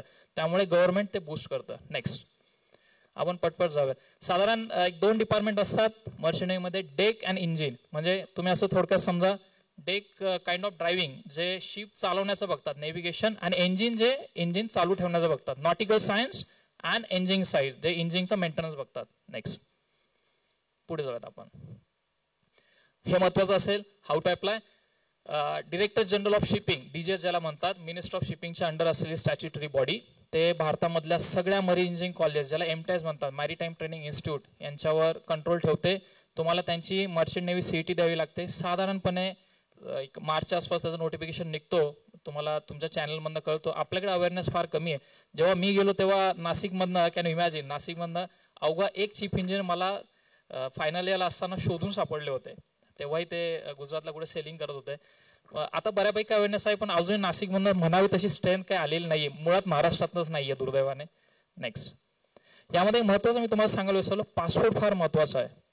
पासपोर्ट तुम्ही मर्चंट नेव्हीत जा किंवा नका जाऊ, पण पासपोर्ट तुम्ही काढूनच ठेवा. म्हणजे पासपोर्ट मला तर वाटतंय गव्हर्नमेंटनेच कंपल्सरी करायला हवा. खूप साऱ्या संधी असतात. म्हणजे उद्या तुम्हाला मानसी मॅमच्या रेफरन्सनं अचानक जपानला ऑपॉर्च्युनिटी आली आणि तुम्हाला कळलं, अरे पासपोर्टच नाही, मग जायचं कसं, मग तुमच्या म्हणजे तुमची तयारी कमी पडेल. पासपोर्टला अप्लाय करून ठेवा, आत्ताच करून ठेवा, तुम्हाला आज मिळतो कामात येणार. हे जे आहेत बीटेक मराठी इंजिनिअरिंग, तुम्हाला ॲज युज्युअल इथे JEEचा स्कोर चालत नाही. जी मर्चंट नेव्ही CET असते ती द्यावी लागते. त्यात क्वालिफाय झाला, त्याचा रँकिंग दरवर्षी व्हॅरी होतो. भारतामध्ये मोजकी साधारण 20 ते 21 मॅरीटाईम ट्रेनिंग इन्स्टिट्यूट्स आहेत. मर्चंट नेव्ही कॉलेजेस फार नाही. निश सेक्टर आहे, निश म्हणजे एकदम छोटंसं. त्याच्यामुळे यामध्ये स्पर्धा कमी, ऑपॉर्च्युनिटी जास्त आहे. द बेस्ट पार्ट, तुम्हाला ग्लोबल प्रोफेशन मिळतो, तुम्हाला एक जागतिक दर्जाचं प्रोफेशन करण्याची संधी मिळते. नेक्स्ट, ठीक आहे, आपण बघितलं. पुढे जाऊयात, काय आहे का नाही. ठीक आहे, मी तुम्हाला सगळ्यांना धन्यवाद देतो, शुभेच्छा देतो. माझ्या माहितीप्रमाणे मागच्या साधारण 1.5 महिन्यापूर्वी रामा सरांची माझी भेट झाली होती. रामा सरांची प्रचंड धडपड बघून जेव्हा त्यांनी मला सांगितलं की सर मला नाशिकच्या विद्यार्थ्यांसाठी खूप काही छान करायचं आहे, म्हणजे खरं तर कौतुकास्पद आहे की इतक्या संघर्षातून आलेल्या व्यक्तींना, म्हणजे ज्यांच्याकडे आज आत्महत्याग्रस्त विद्यार्थी असतील किंवा ज्यांच्या चणचण आहे पैशांची, अशा विद्यार्थ्यांसाठी ते खूप कमी फीमध्ये किंबहुना फ्रीमध्ये शिकवतात, ते खरं कौतुकास्पद आहे. इतकं खरं जर म्हणायचं तर मूर्तिलान आणि कीर्तिमान या वाक्यास खऱ्या अर्थानं ते खरे ठरतात आणि मी त्यांचे आभार मानतो.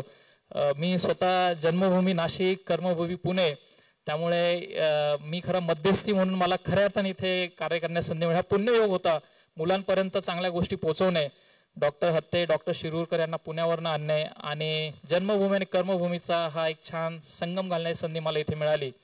हे कौतुकास्पद आहे. मला जेवढी खात्री आहे नाशिकमध्ये अशा प्रकारचा कार्यक्रम हा पहिल्यांदा होतोय, त्यामुळे ह्या संधीचं तुम्ही स्वतःसाठी कौतुक करून घ्या आणि एक जोरदार टाळ्या वाजवा. आणि जाण्यापूर्वी सर मी थोडी लिबर्टी घेतो, वेळेचा प्रचंड अभाव आहे मला कल्पना आहे, पण असं बोलता बोलता मी थांबत नाही. आपण एक छोटीशी स्वरचित कविता आहे, तुम्ही फक्त मी जेव्हा हात उंच करेल तेव्हा तुम्ही तुमचे दोन्ही हात उंच करून एवढंच म्हणायचंय. काय म्हणायचंय? झुंज ऐसी देईन मी. काय म्हणायचंय? पोटात कावळे असले आवाज असाच येतो, आपण जोरात बोलत. काय म्हणायचंय? मी थोडक्यात मांडेन, फार मोठी आहे, मी क्रश करेन आणि तुमच्यासाठी एक प्रेरणा असेल. मात्र या सभागृहातनं बाहेर पडताना तुम्ही मोटिवेटेड होऊन जावं तर नाही, तुम्ही डिसिप्लिन होऊन जावं, तुम्ही शिस्तप्रिय होऊन जावं. स्वयंशिस्त, मोटिवेशन पुन्हा शेअर मार्केट सारखे असते, अचानक वर गेली आणि 2 दिवसाने पुन्हा आमचं सुरू झालं. आमचं काय सुरू झालं? चेष्टा चेष्टा, बकवास ध्यानम, ढेरोपहारी, गृहप्रेमी. त्यामुळे तुम्ही स्वयंशिस्त होऊन जावं. मी कवितेकडे वळतो. काय करायचं लक्षात आहे? हात उंच केल्यानंतर, अन्यायाच्या विवंचनेला वाचा असे दीर्घंभीर मी, जिंकून घेईन अवघी गगने. अरे अशी कशी झुंज? दोन्ही हातांनी द्यायची. झुंज ऐसी, त्याच्या नको द्यायला, तुम्ही झुंज नका देऊ. मी पुन्हा घेतो. अन्यायाच्या विवंचनेला वाचा असे दीर्घंभीर मी, जिंकून घेईन अवघी गगने. समाज कंटके बाहू भरता, समाज कंटके बाहू भरता, राष्ट्र ऐक्य हा भरेन मी, राष्ट्र धर्माची आसही सरता. आणि पुढचं माझं आवडतं कडवं आहे, काळोखाची अघोर वचने, काळोखाची अघोर वचने, प्रकाश अवघा अमोघ मी, भेदून टाकेन आर्त चौकटी. आणि शेवटचं कडवं आहे, अवास्तवतेच्या भ्रामक वाटा. तुम्ही पण आयुष्यात कधीतरी कन्फ्युज व्हालच. अवास्तवतेच्या भ्रामक वाटा, पडता झडता उठेन मी, अरे मग जिंकून घेईन दिशाही दाही.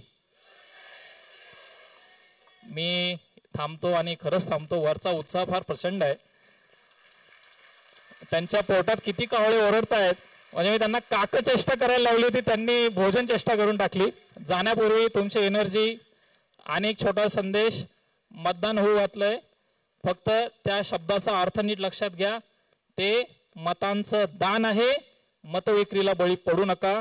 मताचं दान म्हणजे आपण जसं म्हणतो की अन्नदान, कन्यादान, रक्तदान, असाच आता अवेअरनेस आपल्याला घ्यावा लागेल. मतांचं हे दान आहे आणि मतांचं दान तुम्ही जर भान व्यवस्थित ठेवून केलं तर आयुष्य छान होईल, नाही तर घाणच घाण होईल. मी ते थांबतो. तुम्हाला सर्वांना शुभेच्छा. जय हिंद.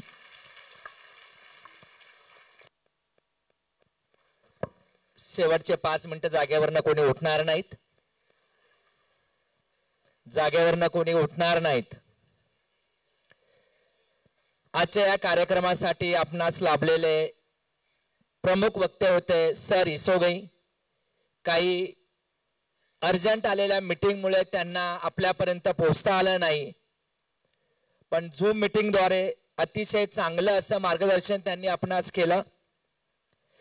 आम्ही नुसतं शिकतो आहेत, पुढे जातो आहेत, पण पुढे किती जायचं, किती अपॉर्च्युनिटीज आहेत हे जर आम्हाला समजलं तर निश्चितच आमचा रोडमॅप तयार होतो. त्या दृष्टीने उचललेलं हे एक पाऊल आहे.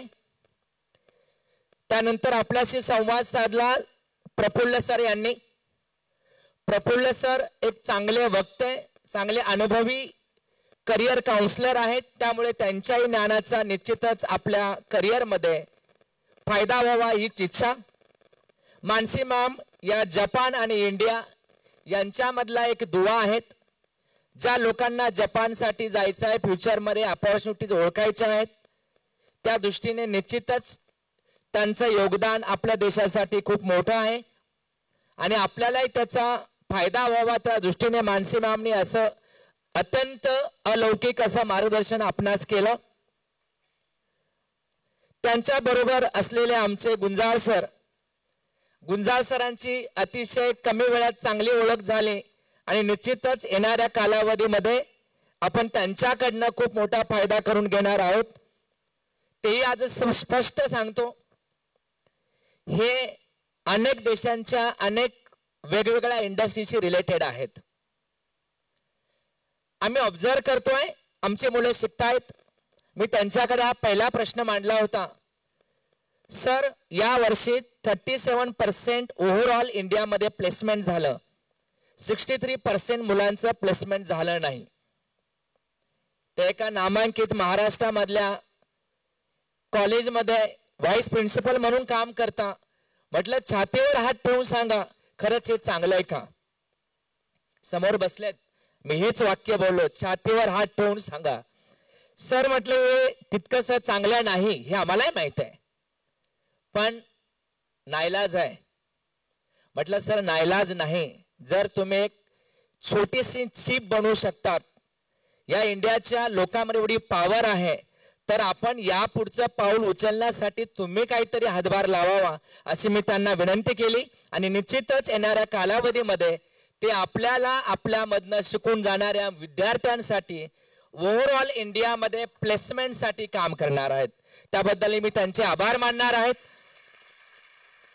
खरं तर सर माझे वर्गमित्र समोर बसलेले आहेत, संजय काळे यांचे मिसेसचे भाऊ आहेत, म्हणजे आमचे मित्र त्यांचे दाजी आहेत.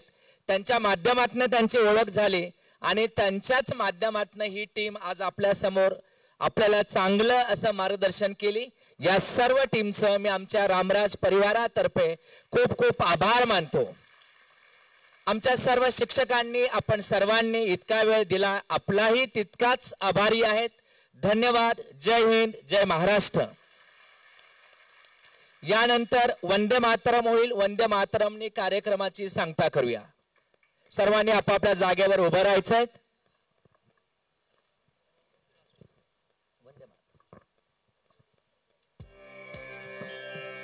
वंदे मातरम, वंदे मातरम, सुजलां सुफलां मलयज शीतलां, सस्य श्यामलां मातरं, वंदे मातरं, शुभ्रज्योत्स्ना पुलकितयामिनी, पुल्लकुसुमित द्रुमदलशोभिनी, सुहासिनी सुमधुरभाषिणी, सुखदां वरदां मातरं, वन्दे मातरं, वन्दे मातरं.